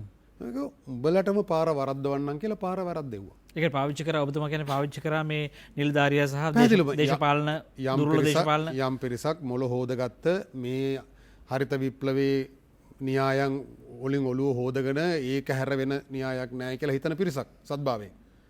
අනිත් පිරිස මේ සමාගම් වල කුලීකාරයෝ. ඒ කියන්නේ මේ දේශපාලන දුප්පත් සටන ව්‍යාපාරات තිබුණා එතන. ඔව් විශාල වශයෙන් මාර කියපු වාමාංශික පක්ෂ මේ ගොවි නායකයෝ මනරම් අවස්ථාවක් තිබුණා. ආණ්ඩුව අඩියක් ඉස්සරහට තිබ්බම ඒකට දෙකක් ඉස්සරහට තියලා හරි අපි ලෑස්ති. මෙහෙම කරන්නේ. ගෙනෙන් ඉස්සල්ලා අවම පලිබෝධනාශක ලයිස්තුව ලීතිගත කරපන්. ඊළඟට පොහොර සහනාධාරය නැති කරන්න බෑ. හැබැයි පොහොර සහනාධාරය පොහොර විදියට නෙවෙයි මුදලින් ගෙවන්න ඕන. අඩු ගානේ අවුරුදු දෙක තුනක් මේ පොහොර ක්‍රමයෙන් භාවිතයෙන් ඉවත් වෙනකන් සහනාධාර මුදලින් ගෙවපන්. ඊළඟට ගොවි ජන බැංකුව විවෘත කරලා ගොවියා ණය උගලෙන් ගලව ගන්න කටයුතු කරපන්. බීජ වැඩසටහන බීජ තමයි ප්‍රධානම. පොහොර පරාධීනත්වය හරි කුසි රසායන පරාධීනත්වයට වඩා පරාධීනත්වයක් බීජ පරාධීනත්වය. එහෙනම් මේ ටයිදාගෙන ඉන්න මේ නිලධාරීන් දැන් මොනවද කරන්නේ නිකන් එදා හිටපු නිලධාරී ගත්තොත් අක්කර දහස් ගාණක් බීජ ගොවිපළවල් වහලා දාලා එක්ක පුද්ගලික අංශෙට දීලා. එහෙනම් ඒතර මේගොල්ලන්ට කියන්නේ තිබ්බා පටන් ගනින්. බීජ වැඩසටහන පටන් ගනින්. මෙතන වේදිකාව වෙලා කය ගහලා හරියන්නේ නැහැ. ඔය ආදී වශයෙන් මේ ගොවියාගේ මේ බරපතල ගැටලු මේකත් එක්ක ගැට ගහලා අපි ලස්සන සටනක් නිර්මාණය කරන්න තිබ්බා. ඒ වෙනුවට මොකද කරේ? පොහොර දියව කියලා සටන එතැන්ට ලඝු කරලා මේ නිලධාරීන්ට මේ දුෂ්ට වැඩේ කරගෙන යන්න අවශ්‍ය පාර කපලා දුන්නා. දැන් අවසානයේ සියල්ල අවුල් කළා විතරක් නෙමෙයි පොහොර වැඩි මිලට ගන්න තැනට ගොවියා පොහොර වැඩි මිලට ගන්න තැනට තත්ත්වය නිර්මාණය කරා. අපේ සමාගම් වලට අවශ්‍ය දේ අවසානයේ ඉටු වෙලා තියෙනවා. ඔව් අපි කතා කරමු දැන් සමහර විට සමාගම් වල අපේක්ෂාව ඔවුන්ගේ බලාපොරොත්තුව මේ අපේ දුර්වල දේශපාලන දේහය හරහා ඉටු කළා ගත්තා වෙන්න පුළුවන්. කෙසේ වී නමුත් අප දන්නා තරමින් මේ ආණ්ඩුව කියන පරිදි මේ ආපසුම හැරවීමක් නෙවෙයි මේ අඩියක් පසුපසට ගැනීමක් විරාමයක් තියෙන්නේ. දැන් ඔවුන් සූදානම් වෙමින් ඉන්නවා ඊළඟ කන්නේදී සහ එතනින් එහාට රට මේ පාරේ ගෙනියනවා කියන ස්ථාවරයේ ජනාධිපතිවරයා සහ කෘෂිකර්ම රාජ්‍ය අමාත්‍යවරයා ඇතුළු කණ්ඩායම ඉන්නවා කියලා ඔවුන් ප්‍රකාශ කරනවා. අපි බලමු ඉස්සරහට මොනවද වෙන්නේ කියලා. මොකද මේ ක්‍රමයට හැරමින් ආපු ගොවීන් සහ අනිකුත් දේවල් අනිකුත් කණ්ඩායම් වලට ලොකු අගතියක් ලොකු බලාපොරොත්තු බිඳ වැටීමක් ඔවුන් යම් දෙයක් පිළිබඳ විශ්වාසය තබනකොටම ඔවුන් ඒ පිළිබඳව තමගේ විශ්වාසය ඉවත් කරගන්න සිද්ධ වුණා. අපි ඔබට ආරාධනා කර සිටිනවා 066 22 83 605 609 අපේ දුරකථන අංක ඔබට එන්න පුළුවන් මැදිරියට. අපි යනවා පළමුණ ඇමතුමට ජයරත්න මහත්මයා දැදිගමින් අපිට කතා කරන්නේ. අයබෝවන්. ඔව් අයබෝවන් කතා කරමු. ඇත්ත වශයෙන්ම මේ රාජ්‍ය සේවකයා හා දේශපාලඥයා අතර තියෙන විශාල වෙනස්කමක්. රාජ්‍ය සේවයේ දේශපාලනීකරණය වෙලා තියෙන්නේ එක එක රජවල් ගන්න එක මේ නිලධාරීන් මේ රාජ්‍ය සේවකයෝ ගත්තාම ඒ දේශපාලනයේ යටත් වෙලා තමයි අර සේවකයෝ රාජකම් කරන්නේ. දැන් උත්තිය සමිතිය ඇටියට එක එක පක්ෂවල ඇටියට තමයි උත්තිය පිටවගෙන තියෙන්නේ. දැන් දේශපාලඥයා හා රජයේ සේවකයා කියන්නේ රජයේ සේවකයා ඉතා මට තේරෙන විදිහෙන් දැනුවත් කෙනෙක්. විශ්වවිද්‍යාලෙ ගිහින් යම්කිසි දැනුමක්. දේශපාලඥයා කියන්නේ කිසිම දෙයක් නැති සමහර වෙලාවට ඔක්කොම නෙමෙයි. කිසිම දැනුමක් නැති නිකන් ඕන කෙනෙකුට අඳවන්න පුළුවන් උද්දේශය. දැන් මේ ගමන පොහොර පිළිබඳවත් උනේ එහෙමයි. කාබනික කිව්වා, ඒ ගමන රසායනික කිව්වා. ඊට පස්සේ මේ දානාදාරත්ම මොකවත් නැහැ. වකුගඩු දෙන්න ඕන කිව්වා. දැන් අර පුජ්‍යලික දෙන්න ඕන පොහොරවල වකුගඩු ගෙවෙන්නේ නැහැ. අර රසායනික පොහොර අන්න ඒ වගේ දේවල් කරන්නේ. දැන් මේ ඇත්ත වශයෙන්ම දැන් මේ ගෑස් පිපිරීමක්. දැන් මේ කමිටුපත් කරන්න ගිහපුවාම ලංකාවේ ඉන්නේ පිටරටින් දෙන්න වෙනවා කමිටු. අපිට හොයාගන්න බැරි වුණා මේ ගෑස් පිපිරින්නේ කොහෙන්ද ගෑස් නලයකින් මිසක්ක කියලා. ඒකට හේතුව හොයාගන්න බෑ අපේ විද්‍යාඥයින්ට. හරි දේශපාලඥයන්ට බැලුම් බෝලයකට වැඩිපුර උලං ගාපුවම මොකද එන්නේ පිපිරෙනවනේ. අපේ කටින් උලං ගාන්නේ නැත්නම් පොම්පකින්නේ. දැන් ජල නල පිපිරෙනවා. ඒ වගේම තෙල් ටැංකි තෙල් නල පුපුරනවා. ඒ වගේ දේවල් වෙච්චාම මේ නලේ පුපුරන්නේ ඒකේ දරිද්‍රතාවය වැඩි නිසා. ඒක හොයන්නේ නැතුව මේ දේවල් ගානේ රින්ගෝනවා මේ අර ආයතනයේ පරීක්ෂා නොකර. ඉතින් ඒ වගේ දේවල් කරන ඉඳ මට හිතෙන්නේ මේ දේශපාලනය අර රජ සේනාධික මහත්තයා ඉන්නද්දී ඉලුක් කළා ගින්දර තියලා පෙන්නුවා නෑ ගොයන් කියලා. අන්න ඒ වගේ තමයි මේ දේශපාලනයෝ අන්තිම වෙනකොට මේ මට හිතෙන්නේ අන්දලා පෙන්නන්නේ. ජනාධිපතිතුමත් මේ ළඟදී ඇන්දෙව්වා. ඔව්. අර කාබනික පොහොර වගාවක් පෙන්නලා. ඔව්. ඒ වගේ දේවල් කරන ඉඳ තමයි මේ රාජ්‍ය සේවය අපකීර්තියට පත් වෙන්නේ. බොහොම ස්තුතියි. දැන් එහෙනම් තෙරුවන් සරණයි. බොහොම ස්තුතියි. තෙරුවන් සරණයි ඔබට 066 22 83 605 609 අද දවසේ දුරකථන අංක අපිට ඔබට ආරාධනා කර සිටිනවා. රාජ්‍ය නිලධාරියාගේ සමාජ වාක්‍යය මහ රට පිළිබඳව කතා බහ කරන වෛද්‍ය සුමිත් වණ්ඩච්චි මහත්මයා ඔබ බොහෝ වෙලා නිහඬව තියන්න සිද්ධ වුණා මේ කාරණේ නිවා වෙනකන්. කෙසේ වී නමුත් දැන් මේ කියන කාරණාත් එක්ක සුමිත් මහත්මයා දැන් එක්තරා දුරකට දැන් රාජ්‍ය සේවකයා කියන රාජ්‍ය සේවකයාගේ භූමිකාව පෙරදාට වඩා වෙනස් වෙලා තියෙනවා. ආයතනික වෙනස්කම් ගොඩක් තියෙනවා. එකක් තමයි වෘත්තීය වශයෙන් ඔහු වෘත්තීය සමිති සහ වෙනත් සටන් වලට ඔහුට අවතීර්ණ වෙන්න වෙලා තියෙනවා. හැබැයි මේ මෙතුමත් කියපු කාරණයක් එක්ක අදාළ කරලා ගත්තොත් දැන් එහෙම ගත්තාම දැන් ගොවි සංවිධාන ගත්තාම ගොඩක් ඉන්නවා. ඒක එතකොට මේ ඒ සංවිධාන වල අරමුණු වෙනස්. දැන් සමහරට රසායනික අපි දැක පහුගිය කාලේ රසායනික පොහොරම ඉල්ලා හිටියා. ඒ මොකවත් නැහැ. කෙලින්ම රසායනික පොහොරම ඉල්ලා සිටි. ඉතින් අර මේ ඒතකොට දැන් මේ වගේ තව ඒතකොට දැන් මේ විවිධ කණ්ඩායම් බවට පත්වීම එක අරමුණක් නැති එක දිශාවක් නැති එක සටනක් නැති විශාල ප්‍රමාණයක්. ඒතකොට රාජ්‍ය සේවයේ කිසියම් ආකාරයක දේශපාලනීකරණය වීම කියන කාරණේ බලපෑවේ නැද්ද මේ කඩා වැටීමට මේ අරාජික වීමට? බලපෑවා. මං ඒක දේශපාලනීකරණය විතරනේ ඒක වල්බూరు ප්‍රජාතන්ත්‍රවාදයේ භුක්ති විඳීමේ එක හේතුවක්. මොකද රාජ්‍ය සේවකයා කියන පුද්ගලයා ඔහුට රාජකාරී වශයෙන් ඔහුගේ බැඳිච්ච කටයුත්තක් තියෙනවා. ඔහුට ඒකට තියෙන අසාධාරණකම් මෙයක් පිළිබඳව පෙනී සිටීමේ ඒ වෘත්තීය අයිතිවාසිකම් එහෙම තියෙන්න ඕනයි කියන එක මම පිළිගන්නවා. එසේ වෙතත් සමහර දේවල් තියෙනවා රාජ්‍ය සේවකයා වශයෙන් තමා විසින්ම එහෙම නැත්නම් තමන්ගේ ඒ වෘත්තීය ක්ෂේත්‍රය තුළ එකතු වන්නන් විසින් ඒ සීමා පවනා ගන්න ඕන. රාජ්‍ය වශයෙන් ලැබිලා තියෙන සීමාවලට අමතරව ඒක හැම කෙනාගේම තියෙන ස්වයං වාරණ දාගන්න දේවල් තියෙනවා. එතකොට හැබැයි මේ රාජ්‍ය සේවකයා මේ වසන්ත මහත්තයා මං කියපු එක දිගුව කතා කරුවා වගේම දැන් අපි උදාහරණයක් ගත්තොත් නැවත මේ අපි මේ කතා කරු ප්‍රශ්නයම දැන් රාජ්‍ය සේවකයාට ප්‍රතිපත්ති වශයෙන් දැන් අපි තුමු දැන් මේ රසායනික හරණය ගත්තු තීන්දුව ඒක ජනහිතකාමීනේ. ඒක ජනහිතකාමී. පරිසරහිතකාමී හැම විදිහටම ඒක කළ හැකිනම් ඒක ඊටමත් හොඳ දෙයක්. හරි අපි කියමු මොහොතකට ඒක කරන්න බැහැයි කියලා ප්‍රශ්නයක් තියෙනවා කියලා. හැබැයි මේ ප්‍රශ්නේ අමාරුයි කියලා. හැබැයි මේක ජයගත්තු මේක කරපු මේ භූමිය තුල අවුරුදු 15ක් විතර මේ වැඩේ කරපු මිනිස්සු හිටියා. ඒතර ඒගොල්ලන්ගෙන් මේක අත්දැකීම් ලබා ගන්නවත් යන මේගොල්ලෝ මේ උනන්දුන්නේ නැහැ. දැන් මම ඒකට පරණ මේකට විරුද්ධ වෙනත් උදාහරණයක් කියන්නම්. 1980 දශකයේදී මුල් භාගයේදී වගේ මහවැලි ව්‍යාපාරයේ දකුණු පළාතේ තියෙන චන්ද්‍රිකාවට දෙන මේ වලව නිම්නේ වල ව්‍යාපාරයේ කන්න දෙකටම වතුර මදි වෙනවා කුඹුරු වල චන්ද්‍රිකාවේ අවුතුවල. එතකොට හැබැයි කුඹුරු වල වෙනත් භෝග ස්ථිර භෝග වගේ දේවල් වෙනත් භෝග හදන්න තහනම්.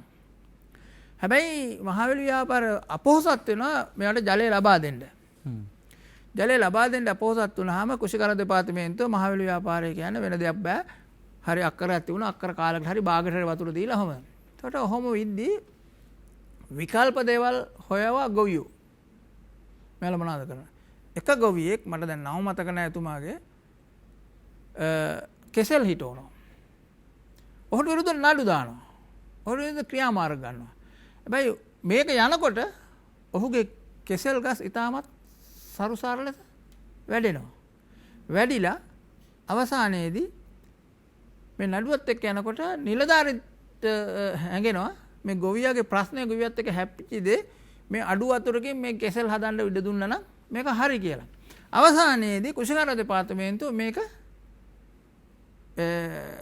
ක්‍රමවේදයක් විදිහට පිළි අරගෙන චන්ද්‍රිකාව ව්‍යාපෘතිය තුළ ඒ වලවගම් ව්‍යාපාරයේ කුඹුරු වල උස්සාන කුඹුරු වල කුඹුරු කරන්න අපහසු වතුර හැමතිස්සම දෙන්න බැරි කුඹුරු වල කෙසෙල් ව්‍යාපාරය පටන් ගත්තා. නමුත් ඕක ওই කාරණේදී සුමිත් මම කියන්න ගත්තේ උදාහරණ දෙන්න. ඔය වගේ කාරණා මේ කිසියම් ආකාරයක කුෂිකාර දෙපාර්තමේන්තුව රාජ්‍ය නිලධාරීන් පවා වෙන උගුලකට දැමීමක් කියන කාරණේ කියලා වෙනසක් තිබුණා ඒ කාලේ. ඔව් මම උදාහරණයක් ගන්න වී ගොවිතැනින් ගොවියා ඉවත් කිරීම සඳහා වෙන භෝග ඒක භෝග වගාව හඳුන්වා දීම සඳහා මේ උපක්‍රම හැබැයි ගොවියට උත්තර තිබුණේ නැහනේ. මොකද ඒ කියපු මහවැලි ව්‍යාපාරයට වතුර දීමේ හැකියාවක් තිබ්බේ නැහැ. හැබැයි මම මේක හරි හෝ වැරදි කියන නෑ. හැබැයි උත්තරයක් එතන තිබුණා ගොවියාට. එතකොට රාජ්‍ය හැමදාම මේ ගස්ඨනේ නැති කරන්න අවසානයේදී කෙසෙල් ව්‍යාපාරය ලංකාවේ කෙසෙල් අවශ්‍යතාවය විශාල ප්‍රමාණයක් නිෂ්පාදනය කරන්න දකුණේ ওই ප්‍රදේශයේ. එතකොට ඒක මම මේ කිව්වේ මේ ව්‍යාපාරයත් මේ රට තුල සාමාන්‍ය ජනයා අතර තිබිච්ච දැනුම් පද්ධතියක් තියෙනවා. ඒක විපර්යකරණයට ලක් කරගෙන තවත් අයට කියලා දෙන ගොවි කණ්ඩායම් සහ දැනුම තියෙන පුද්ගල ප්‍රමාණයක් හිටියා. හැබැයි අර වෙලාවේදී මේ අර කෙසෙල් වගාව සාර්ථකව කර ගැනීම සඳහා අර ගොවි මහතාගේ දැනුම් පද්ධතිය කුෂිකාරම් දෙපාර්තමේන්තුවේ නැත්තම් මහවැලි ව්‍යාපාරයට ලබාගෙන නැවත ඔවුන් විසින් ඒක ප්‍රචාරණය කෙරුවා. ඔය කියන්නේ මේ ගොවියාගෙන් ඉගෙන ගැනීම කියන කාරණේ මුළුමනින්ම බැහැර කරලා තියෙනවා මේ. ඔව් ගොවියාගේ සහ ඒකයි මම මේක මේ ප්‍රාදුර්භූත වෙච්ච කියන්නේ ඒලියනේට් වෙච්ච එහෙම නැත්නම් ප්‍රශ්නයක් නෙවෙයි මේ රටේ තුල වගා කරන. දැන් උදාහරණයක් අමතමකට යන්න ඉඩ දෙනවද බොහෝ වෙලා මේ දුරකථනය 066 22 සුමිත් මහත්මයා බණ්ඩාර වලින් අපිට කතා කරන්න ආයිබෝන්. ආයිබෝන් මහත්මයා. ඔව්. සුමිත් මහත්මයා ඔබ ගැටළු ඉදිරිපත් කරන්න ඔබ සම්බන්ධ වෙලා ඉන්නේ.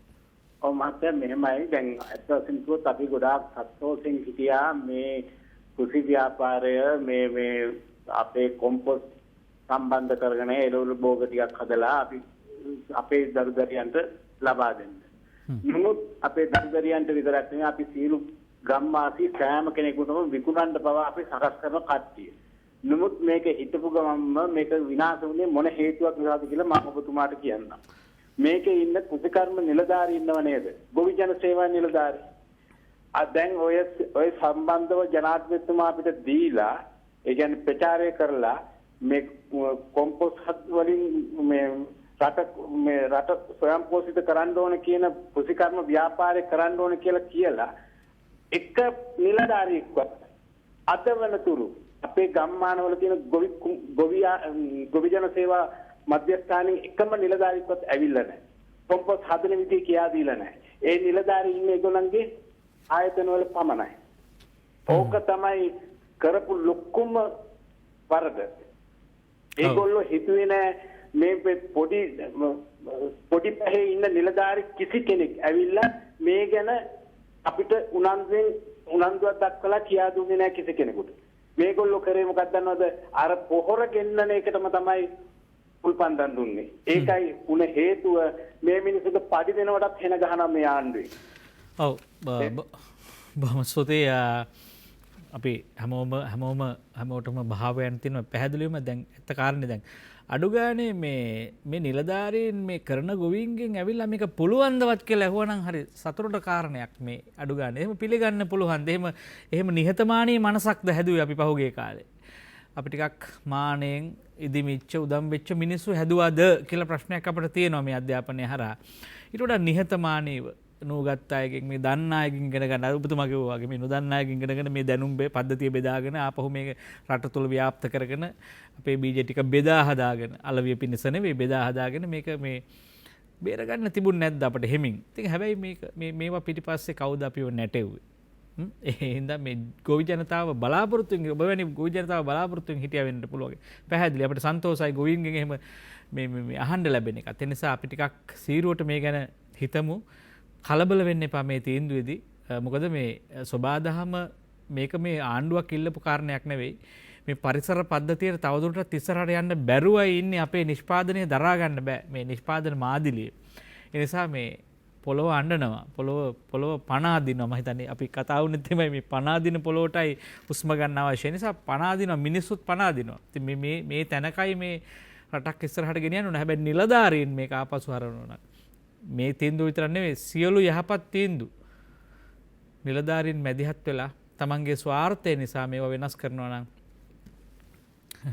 අපි දන්නේ නැහැ මොකද්ද ලැබෙන විපාකය කියලා. අපි ගිහිල්ලා නම් දෙවනි විරාමයට රැඳෙන්න අප සමග අපි ඉන්නේ නින්නාද සජීවී සංවාදයේ සමග රාජ්‍ය නිලධාරියාගේ සමාජ වගකීම් සහ රට අපි කතා බහ කරන්නේ.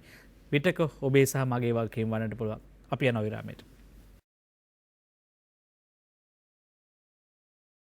ඔබ නැවත නින්නාද සජීවී සංවාදයේ සමග මොනවද කියන්නේ? බොහෝ දේවල් තියෙනවා මිනිස්සුන්ට කියන්න. උන්ගේ අදහස්, උන්ගේ භාවයන්, උන්ගේ සිතුම් පැතුම් 066 22 83 605 609 අපේ අංක ඔබට එන්න පුළුවන් මැදිරියට. අපි යන්නේ තලව කැලේට දයාරාවනගොඩ මහත්මයා බොහොම කාලෙකින් ආයිබෝන් ඔබතුමන්ට. තෙරුවන් සරණයි. ඔව් තෙරුවන් සරණයි. ඇත්තටම මගේ මේ ප්‍රශ්නය පළවෙනි තමයි අපි දැන් toy කතා කරන කොම්පොස්ට් ප්‍රශ්නය. මේ ශරීරම නතර ගන්න දුව යම් කිසි අධීරයක් දීපයකින් කරා නම් හරි මේක සාර්ථක වෙනවා නේද? මගේ පළවෙනි ප්‍රශ්නේ.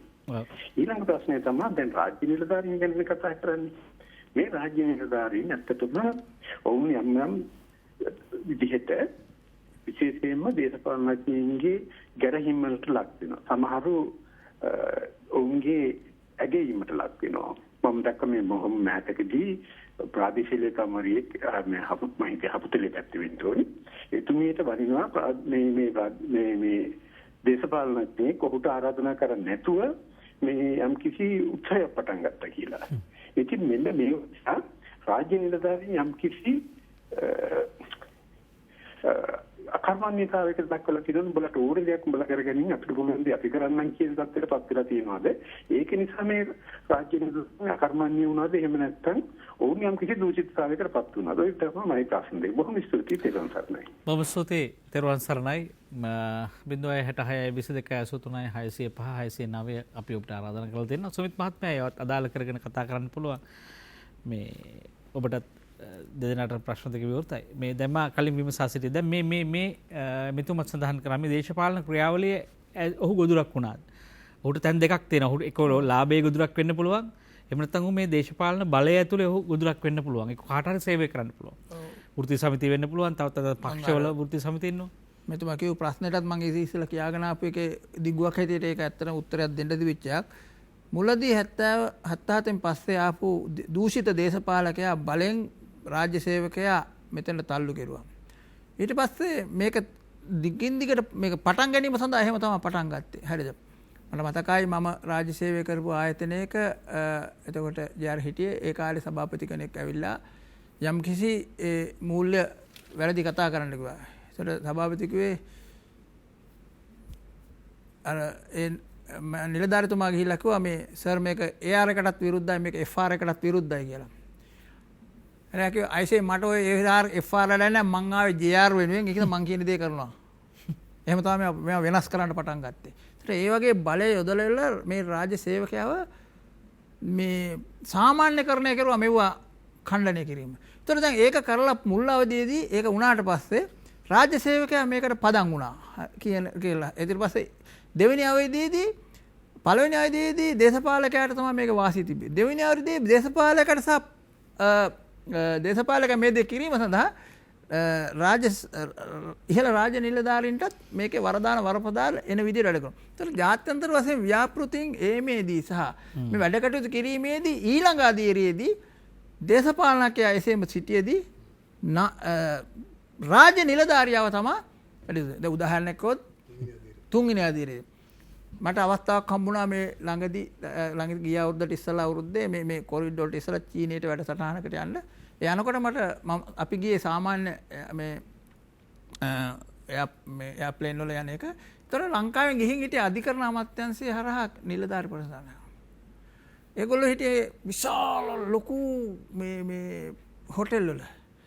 ඒගොල්ලෝ ඔක්කොම පළවෙනි පන්තියේ මේ සැලකිලි මේ තමයි පළවෙනි පන්තියේ මේ ගුවන් ටිකට් තමයි ලැබිලා තිබුණේ. ඔවුන් අඩු ගානේ අර ගුවන් තොටුපළේදීවත් අර අනිත් අර අපිත් එක්ක ගිය පුද්ගලයොත් එක්ක කතා කරන්නත් වැඩි බොහොම ඉහළින් හිටියේ. ඒ සැලකිල්ල තුල මෙතන වෙනස් කළා. ඒතර එහෙම මේ අවශ්‍ය පුද්ගලයාට වැඩිපුර දේවල් කවලා ගිහලා ඒගොල්ලෝගේ මනස හදලා ගේන කට්ටියට. ඒතර ඒගොල්ලෝ ඇවිල්ලා මෙහෙ තීන්දුව ගන්න. ඒක හින්දා තමයි අද අවුරුදු 20 25 රිටයර් වෙලත් රාජ්‍ය සේවයේ ඉහළම තැන්වල ඉන්නේ මේක හසුරවන්න පුළුවන් මිනිස්සු. ඒ නිසා මේක මේ දෙපැත්ත වෙලා දැන් ඊට පස්සේ ස්ථිර කරලා මේක කොන්ක්‍රීට් පොළවේ ගැහුවා වගේ මේ විදූෂිත වූ Tamanට ඕන විදිහට මේ රට විකුණන ඒක සඳහා සැදී පැදී සිටින රාජ්‍ය නිලධාරීන් ප්‍රමාණයක් මේකේ හදලා තියෙන්නේ. ඉතින් ඒක මේ ක්‍රමයේ තුල හැදිච්ච දෙයක්. ඒක මේ ඔහු ඉතින් විතරක් හිතාමතා කරපු දෙයක් නෙමෙයි. මම හිතා රාවණගොඩ මහත්තයාට ඒ උත්තරයත් එක්ක කියන්නේ. ඒකට ඔව් මට පොඩි වෙලාවක් දෙනවද? ඔව්. මම අර ඉස්සෙල්ලා කිව්වා වගේ දැන් මේ රාජ්‍ය සේවකයාට මේ වගේ අවස්ථාවක රාජ්‍යයේ විසින් ගත්තු තීන්දුවක් ක්‍රියාත්මක කිරීමේදී ඔවුන් විසින් නොදැන හිටිය දැනුමක් මේ රට තුල තියෙනවා නම් පුනා මේ රටේ කියන මිනිසු ප්‍රමාණයක් ඉන්නවා නම් මේ පොළොව තුල මේක මේ පොළොව තුල ක්‍රියා කරන ගොවිය ප්‍රමාණයක් ඒක සඳහා කටයුතු කරන යම් කිසි නිලධාරි ප්‍රමාණයක් එහෙම නැත්නම් ස්වේච්ඡාවෙන් වැඩ කරන ප්‍රමාණයක් ඉන්නවා. අල්ලපු රටේ එහෙම කරන එකත් යන 1990 පස්සේ විශාල වශයෙන් පර්යේෂණ පත්‍රිකා මම හිතන්නේ දසදහස් ගණනක් තියෙනවා මේ වෙනුවෙන් ජනතාව දැනුවත් කිරීමේ ක්‍රමවේද තියෙනවා ලෝකේ පුරාම. හරිද? හැබැයි ඒ වගේම මේක කරන්න බෑයි කියලා වෙලා බොහොම සාධාරණ විදියට දත්ත පෙන්නලා අන්තර්ජාලයේ තොරතුරු තියෙනවා. හැබැයි වන්දනා ශිවාලා පළේකාර මහත්තයලා ඉන්දියාවේ කරන දේ මේ රටේ කරන්න පුළුවන් දේ මේ නවසීලන්තේ ඇමරිකාවේ අර ડોક્ટર ඇලන් ඉන්ග්‍රම්ලා වගේ අය කරන දේවල් පිළිබඳව මේ අපේ විද්‍යාඥයෝ කිසි දෙයක් දන්නේ නැහැ.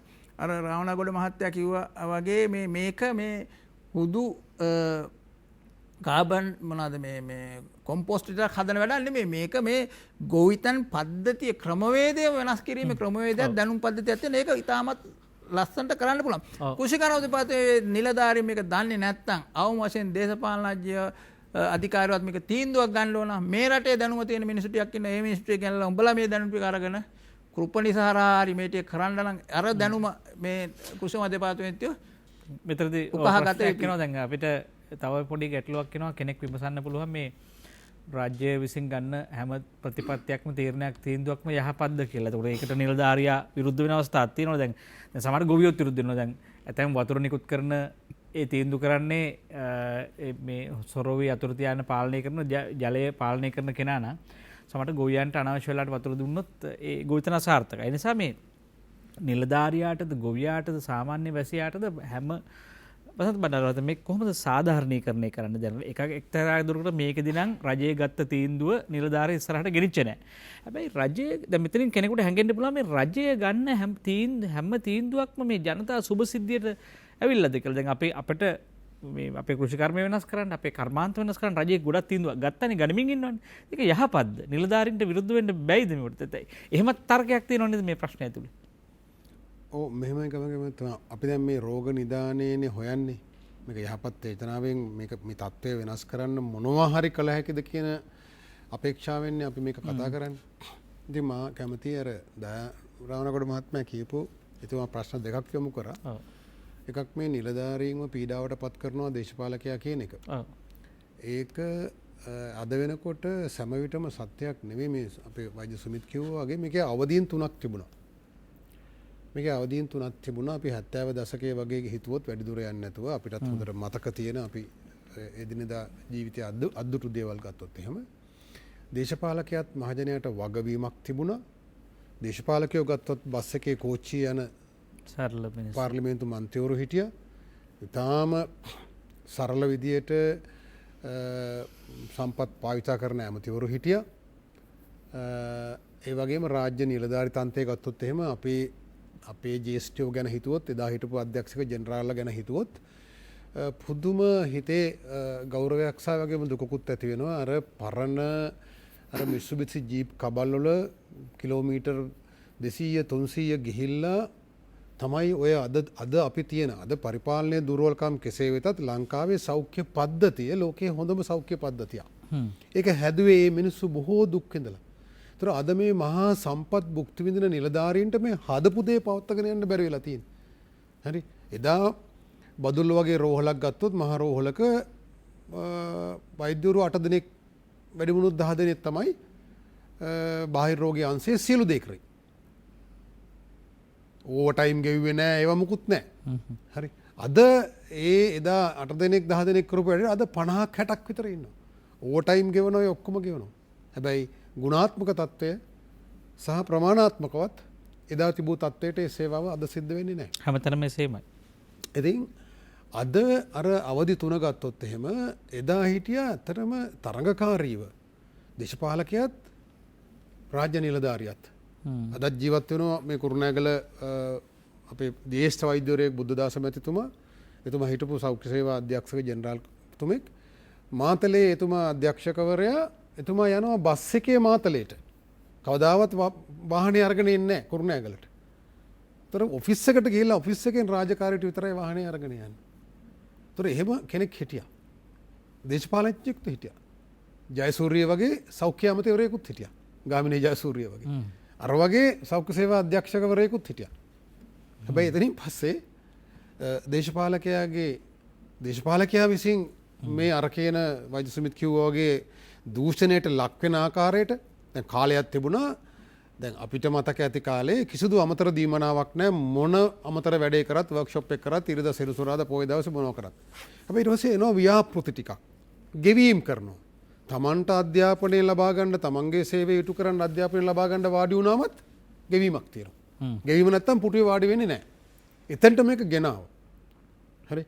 එතකොට මේ මහා සමාගම් වලට බදු වංචා කරලා දූෂිතව මුදල් උපයන විදිය තත්ත්වය හදලා දුන්නා.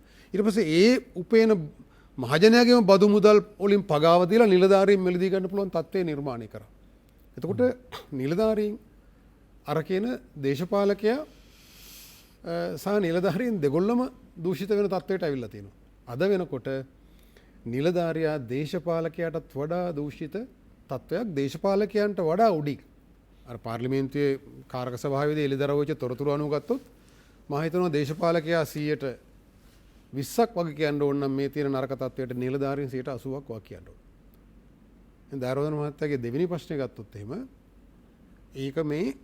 ඒකත් මේ කියන විද්වතුන් නිලධාරීන් විසින් කරන මහා විශාල පටලැවිල්ල. මොකද්ද මේ නිෂ්පාදන පද්ධතිය පරාදීනත්වයෙන් ගලවා ගැනීම කියන මේ උපාය මාර්ගික ප්‍රවේශයට ගොන් ලේබලයක් අලවනවා කාබනික වගාව කියලා. රසායනික පොහොර දැම්මත් මොන යෙදවුම් දැම්මත් පසේ යම් කාබනික ප්‍රමාණයක් තියෙන්න ඕන. රසායනික පොහොර යොදනකොටත් ඒ කාබනික ප්‍රමාණය නැත්තම් ඒකේ උපරිම ප්‍රතිඵල ලබා ගන්න බෑ. එතකොට මේ කාබනික ද්‍රව්‍ය කියන එක පසේ බාහිරින් එකතු කරන දෙයක් නෙමෙයි. දැන් මේ හැදුවා මතයක් හැදුවා. කාබනික වගාව කියන එක ගමකෙමතුමා ඔබතුමා ඊටාම හොඳින් දන්නවා. ඒක ඊටා සුළු ප්‍රතිශතයක් තියෙන එකක්. ඒ කියන්නේ මේ වාණිජ වශයෙන් වැඩි මිලකට විකුණන්න සහතික කරපු භෝග වෙළඳපොළට ඉදිරිපත් කරන නිෂ්පාදන පද්ධතියක්. ඒක සාමාන්‍යයෙන් 2% විතර වගේ ප්‍රමාණයක් තමයි සමස්ත ලෝකයේම ගත්තත්. බොහොම කලාතුරකින් තමයි රටක ඒක 10% මට්ටමක තියෙන. අපේ රටේ ගත්ත 2%කටත් අඩුයි. එතකොට මේ කියන්නේ ඒක නෙමෙයි. මේ ජනාධිපතිතුමා ගත්ත තීන්දුව හරහා කරන්න හැදුවේ ඒ කියන අර යුද්ධය පවත්වගෙන යන අතරතුර වෙඩි නොදින කලාපයක් හැදිල්ලක් නෙමෙයි. අපි දන්නවා හැම යුද්ධය නිර්මාණය කරන අයම තමයි සාමයත් විකුණන්නේ. ඒතර මේ මහා සමාගම් වසවිස නැති පරාදීන නිෂ්පාදන පද්ධතිය එසේම පවත්වගෙන යන ගමන් අපිව ගොනාට අන්දන්න ඔවුන්ට එරෙහිව එල්ල වෙච්ච විරෝධය සමනය කරගන්න මොකද කරේ? මහා යුද්ධය ඇතුලේ වෙඩි නොදින කලාපයක් නම් කරනවා. අර උතුරෙත් කරන්නේ මතකද වෙඩි නොදින කලාපයක්. ඒ කලාපයේ තියෙනවා කාබනික වගාව කියලා කුණුහරුපයක්. ඒ කාබනික වගාව එහෙම තිබුණා වේ.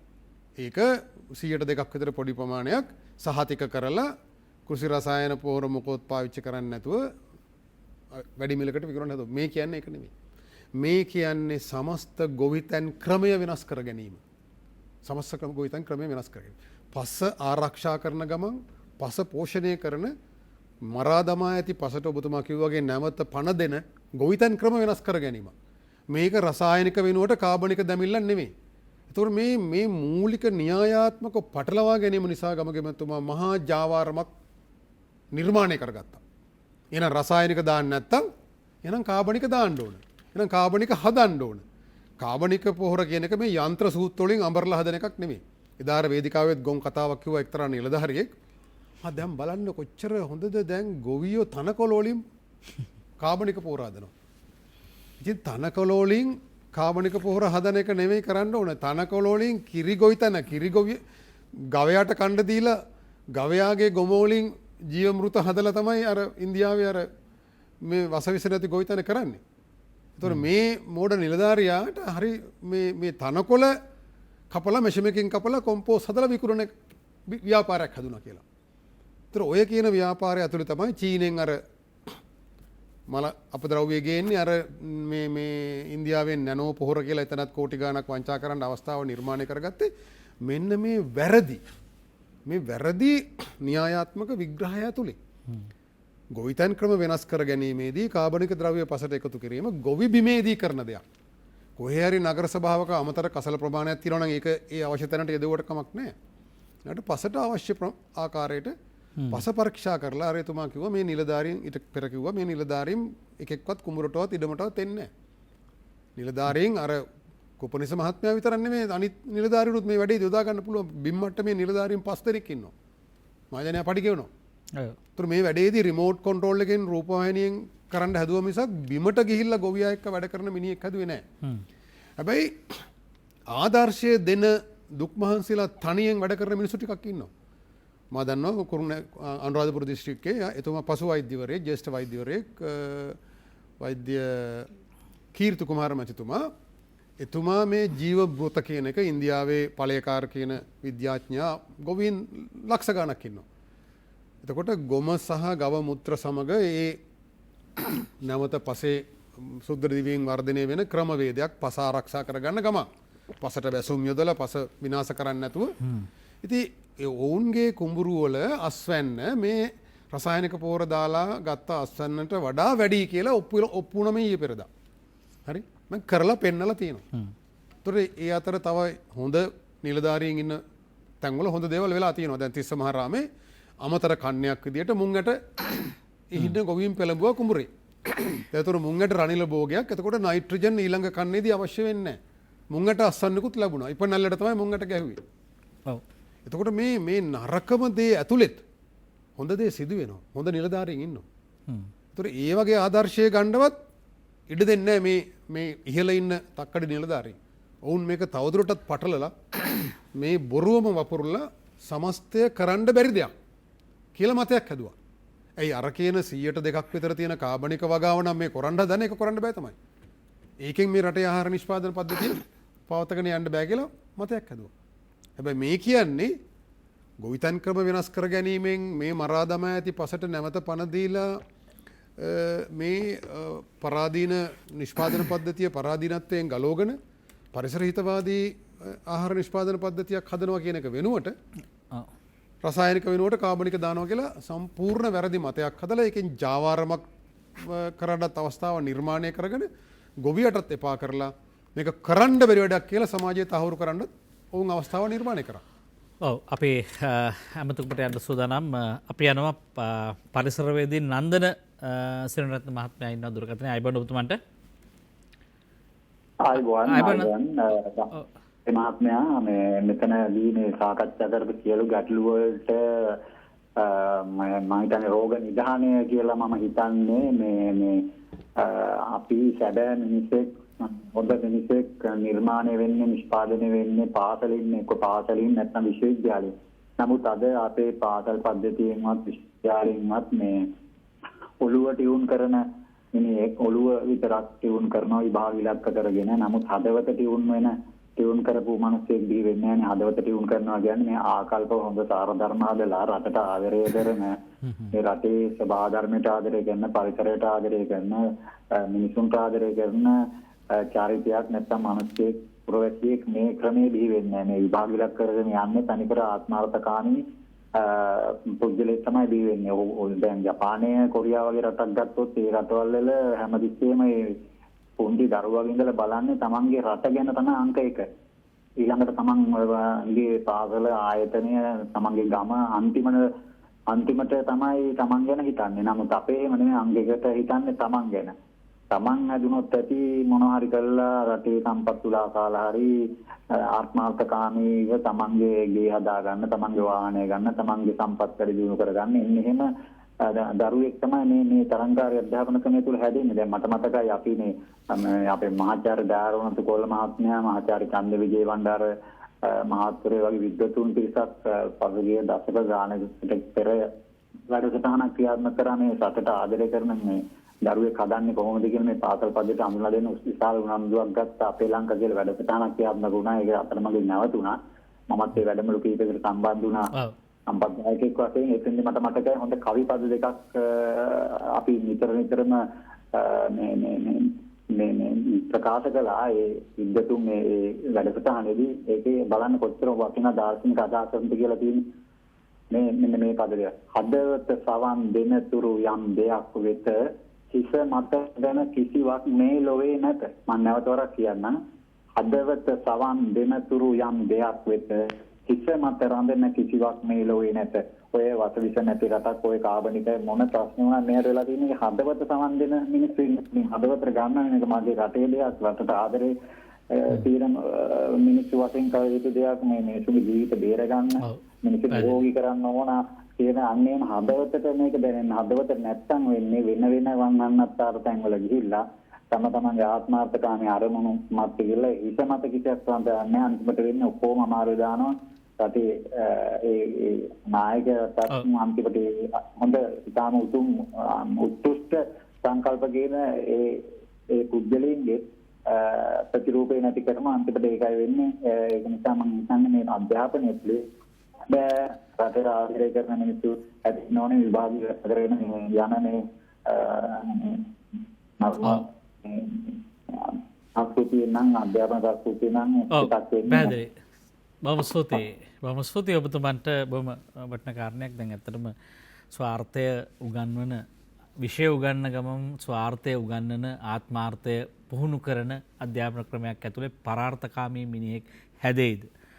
ඔහුට ප්‍රථම පොළොව ගැන හිතයිද?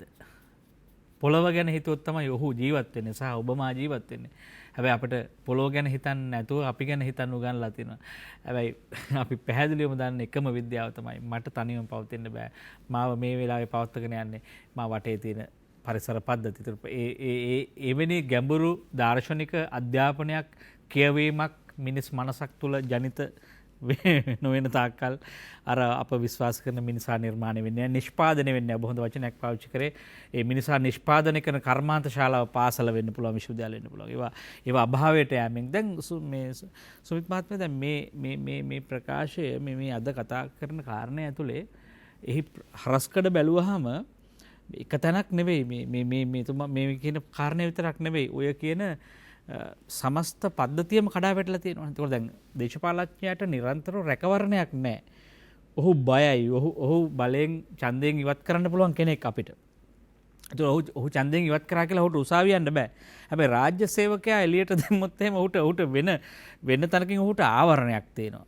දැන් අපිට දැන් ඉස්සරහට යන්න වෙනවනේ. දැන් මේ රට හැමදාම කවුරු හරි දුෂ්ට කෙනෙකුට තමන්ගේ අශ්ලීල වැඩ කරන්න ඉඩ දීලා අනාගතයේ උපන් දරුවන්ට මේ රට විනාශයට අරගෙන යන්න දෙනවද කියලා මේ අපි තීන්දුව කරන්න ඕන එකක් නේ. අපිටත් මාධ්‍යයක් හැට අපේ වගකීම මේ මිනිස්සුන්ව මිත්‍යාවෙන් එළියට ගෙනියන එක, මිනිස්සුන්ගේ අඳුරෙන් ආලෝකයට ගෙනියන එක සහ මිනිස්සුන්ගේ ජීවිතය උසස් කරන එක. ඒකට සේවය සපයන්න ඕන මහජනයාට. ඔහුගේ ඥානයේ ගුණය ඔසවන්න ඕන අපි. ඒතකොට දැන් මේ ගනුදෙනු යන්න බෑ. ඒතකොට දැන් මේ තියෙන මේක පරාජයක් නේ, අපි ලැබුව පරාජයක්. දැන් අපිට දේශපාලඥයා මේ පත් කරන්න පුළුවන් වල නිලධාරියාට හැමදාම රැකවරණ දීලා තියෙනවා. මොකද්ද මේ දුර්වලකම කොහොමද අපි පිටු දකින්නේ? ඔව් අර මහත්තයා කියපු එකත් එක්ක මේ අධ්‍යාපනය තමයි මේක මූලික වරද්ද කරලා තියෙන්නේ. මේ අපි කතා කරා. දැන් සාමාන්‍ය අධ්‍යාපනය කියලා කියන්නේ ඒක දැනුම, ආකල්ප සහ කුසලතා.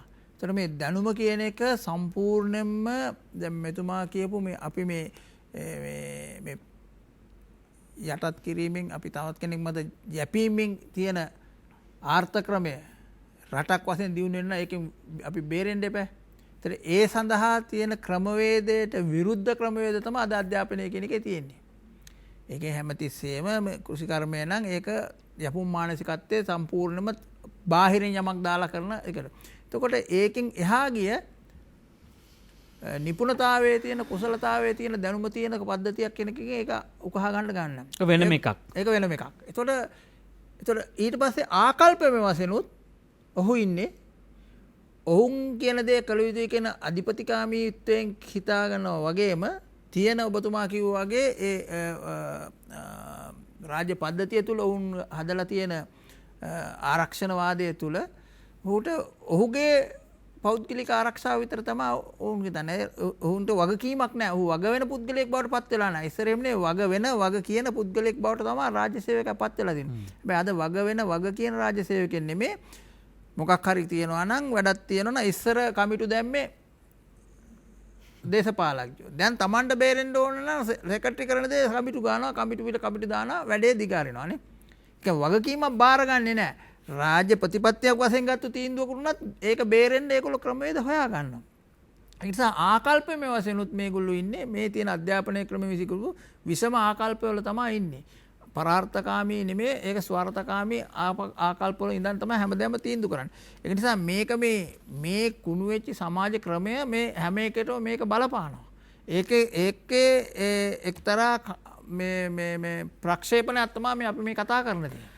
ඔව් දැන් ඇත්තටම මේ කාරණේදී බලපුවාම මේ අපි ඡන්දෙ දුන්න දේශපාලඥයට වඩා මේ දේශපාලනය කරලා තියෙන නිලධාරියා. ඒ කියන්නේ දේශපාලනයේ කියන්නේ අපි කියන බලය කියලා දේශපාලනයේ මූලික සිද්ධාන්තයේ බලයනේ. ඒතර බලය තමාවට පවත්වා ගනිමින් ඒ නඩත්තු කරමින් ඒ බලය වෙනුවට ධනයද උපයමින් සෙසු සමාජයේ හසුරවන ක්‍රියාවලිය ඇතුලේ දෙවන්තයා මේ නිලධාරියා කියන කාරණය මේ මතුවෙමින් තිබෙන්නේ. ඒතකොට දැන් ඔහුව කුඩා කරන, ඔහු කුඩා කරන, දැන් ඒතකොට ඔහුව කුඩා කරපුවම දේශපාලඥයා විශාල වෙයිද? ඒතකොට මහජනයා තව කුඩා වෙයිද? අපිට තියෙන ප්‍රශ්න මේ. ඒත් දැන් අපි දැන් මේ ප්‍රශ්නය තුලනය කරමින් ජනතාවගේ මේ බලය නම් මේ රටක පවතින්නේ. අපි විසින් නඩත්තු කරන රජයක් නම් මේ තියෙන්නේ. අපි විසින් ගෙවන බදු මුදල් වලින් නම් මේ කට්ටිය සියල්ලම යැපෙන්නේ. ඔහු නේද විශාල? ඔහු නේද මේ දේශපාලඥයව පත් කරන්නේ? ඔහු නේද මේ මුදල් වලින් සියල්ල නඩත්තු කරන්නේ? ඔහු නේද විශාල වෙන්නේ? දැන් මිනිසා විශාල වෙනවට වඩා පුරවැසියා සාමාන්‍ය මිනිසා විශාල වෙනවට වඩා අනවශ්‍ය කණ්ඩායම් විශාල වීම ඇතුලේ අපි කුඩා වෙලා තියෙනවා. ඉතින් අපි යන අවසාන විරාමයට රැඳෙන්න අප සමග රාජ්‍ය නිලධාරියාගේ සමාජ වගකීම හා රට පිළිබඳව යම් ඉඟි ටිකක් අපිට ලැබුණා. අපි කතා කරමු රට පිළිබඳවත්. අපි ගිහලා නම් අවසාන විරාමයට රැඳෙන්න. අපේ නැවත නින්නන්ද සජීවී සංවාදයේ සමග එක්වන්නේ අපේ නුවරින් රවි අමරසිංහ මහත්මයා ඉන්නවා. අයබන ඔබතුමන්ට. ඔව් මම හිතන්නේ දුරකථනයේ විසන්දේ වුණා රවි අමරසිංහ මහත්මයා. ඔබ නැවත සම්බන්ධ වෙන්න උත්සාහ කරන්න. අපි කතා බහ කරමින් ඉන්නේ රාජ්‍ය නිලධාරියාගේ සමාජ වගකීම හා රට පිළිබඳව. අපි මේ මෙතෙන්ට සංවාදය ගෙනකොට අපිට තාම පැහැදිලිව විභාග වෙනවා. වඩා ශක්තිවන්ත දේශපාලඥයට වඩා මේ නිලධාරියා කියලා. ඒ නිලධාරීන් විසින් මේ රට ගෙනියන තැන පිළිබඳව අපිට කිසියම් හොඩුවක් ලැබෙන්නේ. හැබැයි අපි බැනුම් අහන්නේ කවුද? දේශපාලඥයා බැනුම් අහනවා. ඔහු වගකීම් යුත්තේ. නිලධාරියා අඩුවෙන් බැනුම් අහනවා. දැන් මෙතනදී පැහැදිලි දේශපාලඥයාට බෝක්වක් ඔහුගේ කුඩා සටන් ටිකක් තියෙනවා. ඒ පාලම විවෘත කරන්න මට කිව්වේ නෑ. ඒක මම පටන් ගත්ත වැඩක්. පොඩි ඔහුට තියෙන ඒ වගේ ඊළඟ මැතිවරණය සඳහා ජනතාවට මුහුණ දීම සඳහා ඔහු විශාල මිනිහෙක්කයි පෙන්වීමට ඔහුගේ දූර කාලය තුළ උත්සාහ දැරීමේ ක්‍රියාවලියක් සටනක් ඔහුට තියෙනවා. ඒ නිසා ඔහුගේ කලාපයට අත පෙව්වොත් ඔහුගේ වැඩක් උදුරගත්තොත් ඔහුට තරහ යනවා. ඒක දේශපාලඥයාගේ. හැබැයි නිලධාරියා ඊට වගේ නේ වසන්ත බලන්න මහත්මයා. මේක මේ හරි අපූර්ව විදිහට චිත්‍රණය වෙනවා දැන් අපි මේ කතාව ඇතුළත. දැන් මේ ප්‍රශ්නේ තියෙන්නේ අපිට මේකෙන් එළියට යන්න එපා. දැන් මේ සඳහා අපිට නීතිමය පිළිසරණක් තිබේද ඉදිරියට?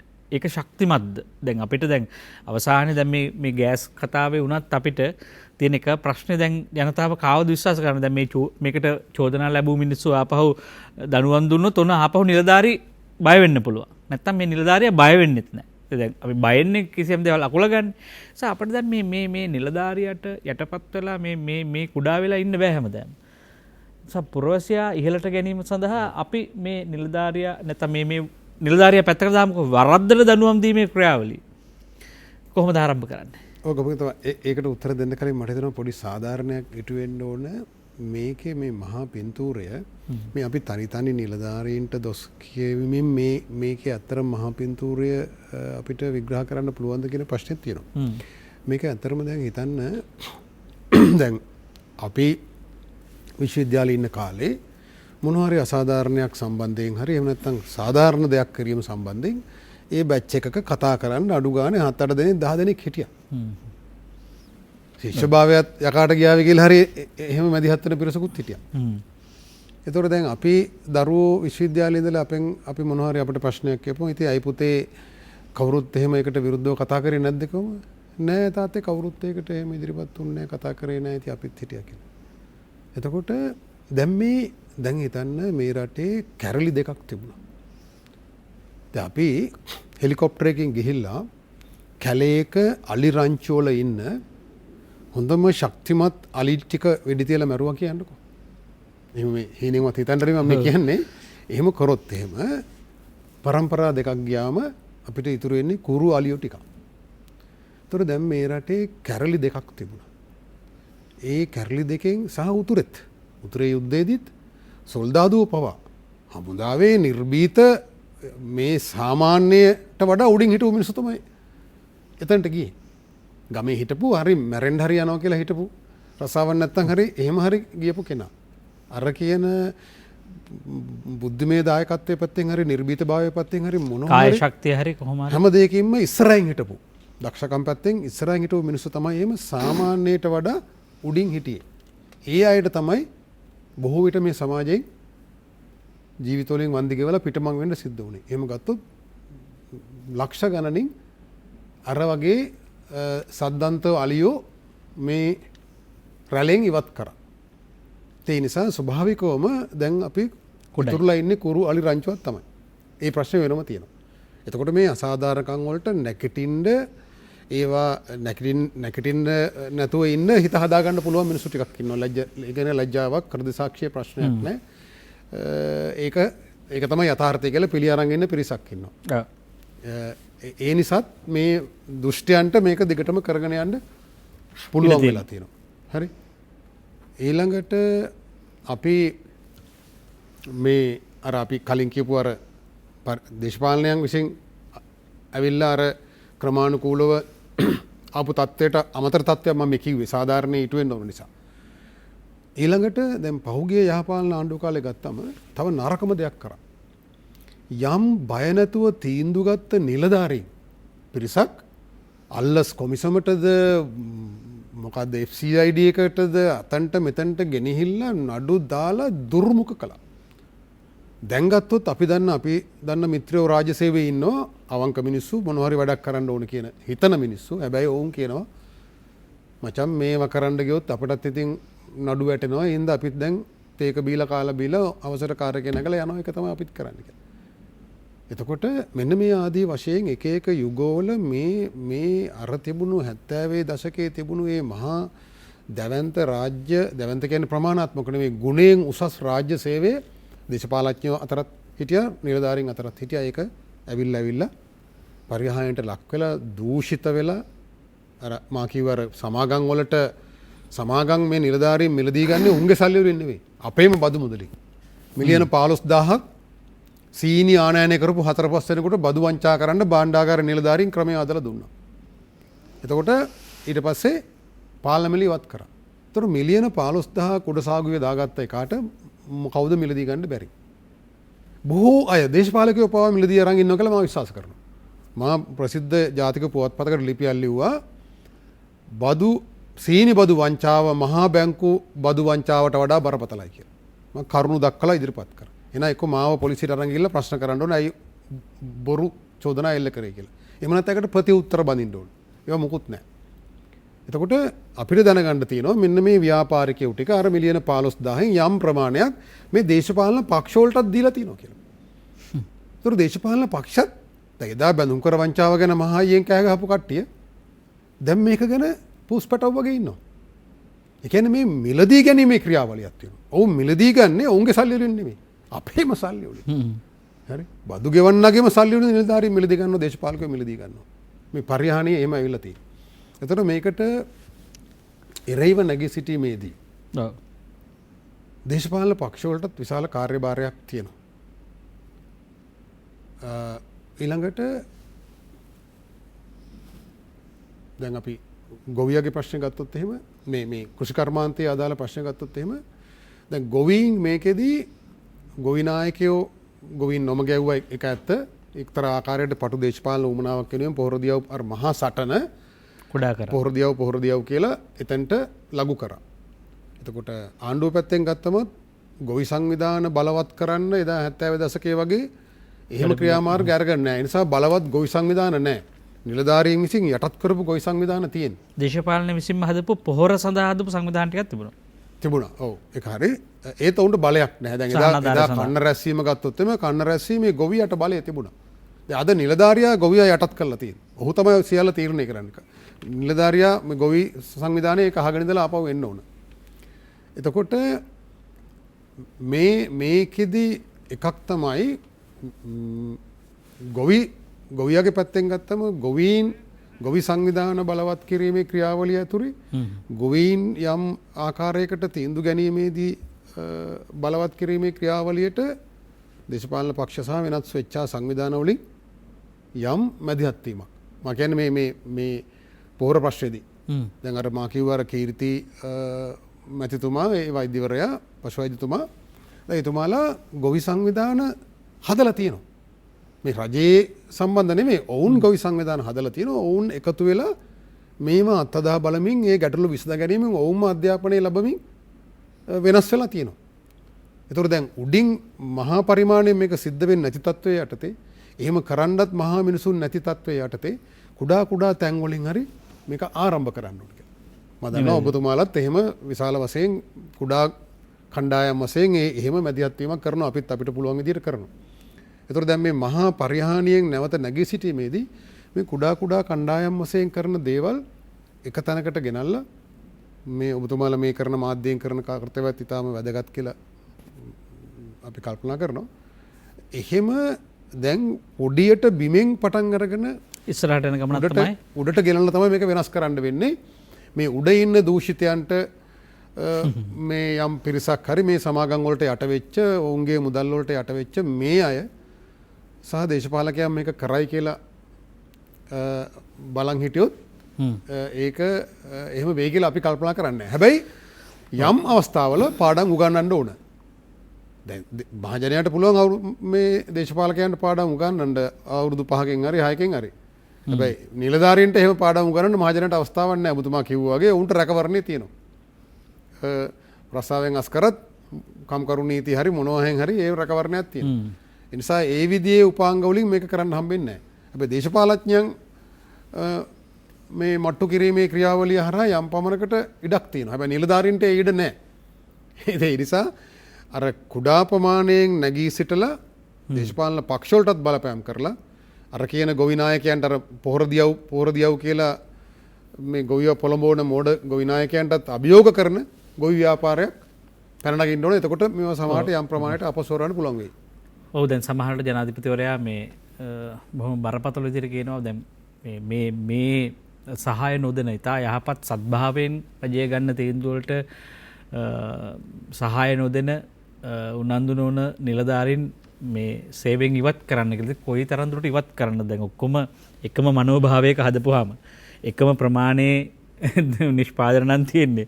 එක නිෂ්පාදනයක් අයින් කරලා ඒ ගුණයම තියෙන තව නිෂ්පාදනයක් ඇතුලින් තිබ්බ කියලා මේ ප්‍රශ්න විසඳෙන්නේ නැහැ. ඒකෝට දැන් සුමිත් මහත්මයා දැන් මෙතුමා කිව්ව කාරණේට වඩා මම තව ටිකක් දුරට ගියොත් මෙතුමා මේ මහා පින්තූරයක් ගැන කිව්වා. දැන් මම තව ටිකක් ඊට එහා ගියොත් මේ දෘෂ්ටිමය වශයෙන් අපිට පොඩි මායාවක අපි ඇදලා දාලා නැද්ද? දැන් මේ අර දැන් අපේ සංවර්ධනය පිළිබඳ දියුණුව පිළිබඳව දැන් අපි කෘෂිකර්මයේ දියුණුව අක්කරයට බුසල් වගේ අපි කියන්නේ අපේ මිනුම් දඬු.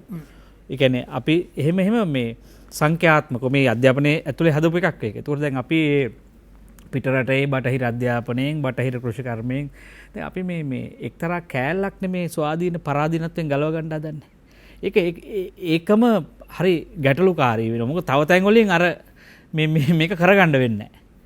ඒ නිසා මේ දෘෂ්ටිමය වශයෙන් අපිව කිසියම් මායාවකට මුලාවකට දාලා නැද්ද මේ ජාත්‍යන්තරකරණය සහ මෙතනින් ලංකාවේ දූපතෙන් එහාට යන බලවේග ඇතුලේ නෙවෙයිද මේකේ සමහර කෑලි අපිට විසඳ ගන්න තියෙන්නේ? අනිවාර්යෙන්ම අද වෙනකොට ඔබතුමා කියපු එක හරි මේ දැනට මේ තියෙන සංවර්ධනයයි කියලා කියා ගන්න දේවලුත් මේවා අතිශයෝක්ති කියලා මම කියන්නේ. උදාහරණයක් කළගත්තොත් අක්කරයකට බුසල් ප්‍රමාණය ඔය කියලා තියෙනවා.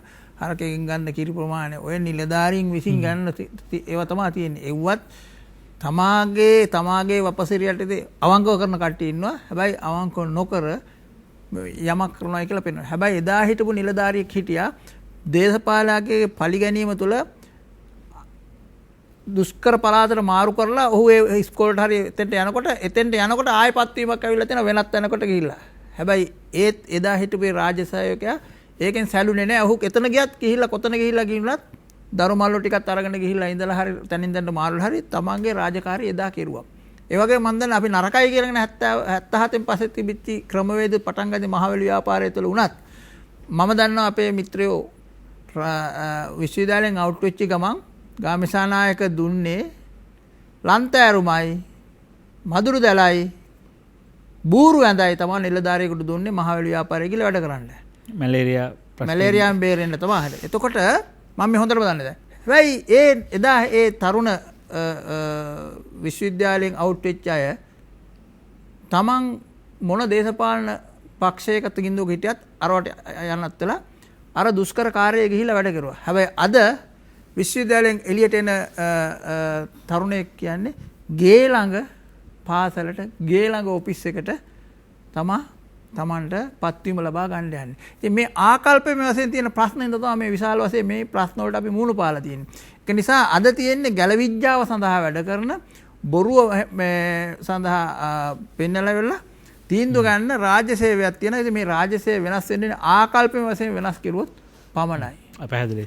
දැන් අපි දැන් මේ ඔබතුමා කිව්ව කාරණේට දැන් අපේ ඔළුවේ ඇතුලේ මේ මහා යුද්ධයක් තියෙද්දි ඇතුලේ කුඩා කුඩා යුද්ධ හදනවා. ඒ කියන්නේ ළඟම තැනට යන්න, ළඟම පාසලට මාරුව හදාගන්න, වැටුප වැඩි කරගන්න, අර මේ බිල් ගොඩක් වට කරගෙන ඒවට ගෙවමින් ඒව නඩත්තු කරමින් දරා ගන්න බැරි ජීවිතයක් යෝජනා කරලා තියෙනවා. මේක දෘෂ්ටිමය මායාවක් නේ වසන්ත බණ්ඩාර මහත්තයා. දැන් හැබැයි දැන් මේ සමස්ත එකතු අපිට කතා මේ පොඩි ඉඩකඩ අඩුයි එතෙන්ට සාකච්ඡාව ගෙනියන්න.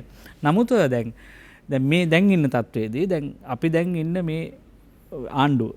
ඒතකොට මේ වැරදි නිලධාරීන් තවදුරටත් මේ ඒ මාවතේම ගෙනියද්දි තව නිලධාරීන් ඒවා අනුකරණය කරමින් ඔවුන්ද නැවත මේගොල්ලට එකතු වෙද්දී නැවතම අපි බලාපොරොත්තු වෙන පරණ තැනට වැටෙන්නේ නැහැ. පරණටත් වඩා එහා තැනකට රට යන්නේ. මේ ආණ්ඩුවේ ආයුෂ සම්බන්ධ ප්‍රශ්නයකට මේක මැදිහත් වෙනවනේ. ගරු ජනාධිපතිවරයා සමහර තීන්දුව තාම නිර්භීතව ගන්නවා. එතුමාගේ සරල භාවය, එතුමා දරන උත්සාහය සහ ඇතම් යහපත් සත්භාවයෙන් අමාත්‍යවරු ගන්න තීන්දුව මේවා තවදුරටත් දුර්වල වෙනවා. අපිට දැන් මේ ආණ්ඩුවේ ආයුෂ ආරක්ෂා කරගන්නවට වඩා ඒකත් බලපානවනේ බොහෝ අයට.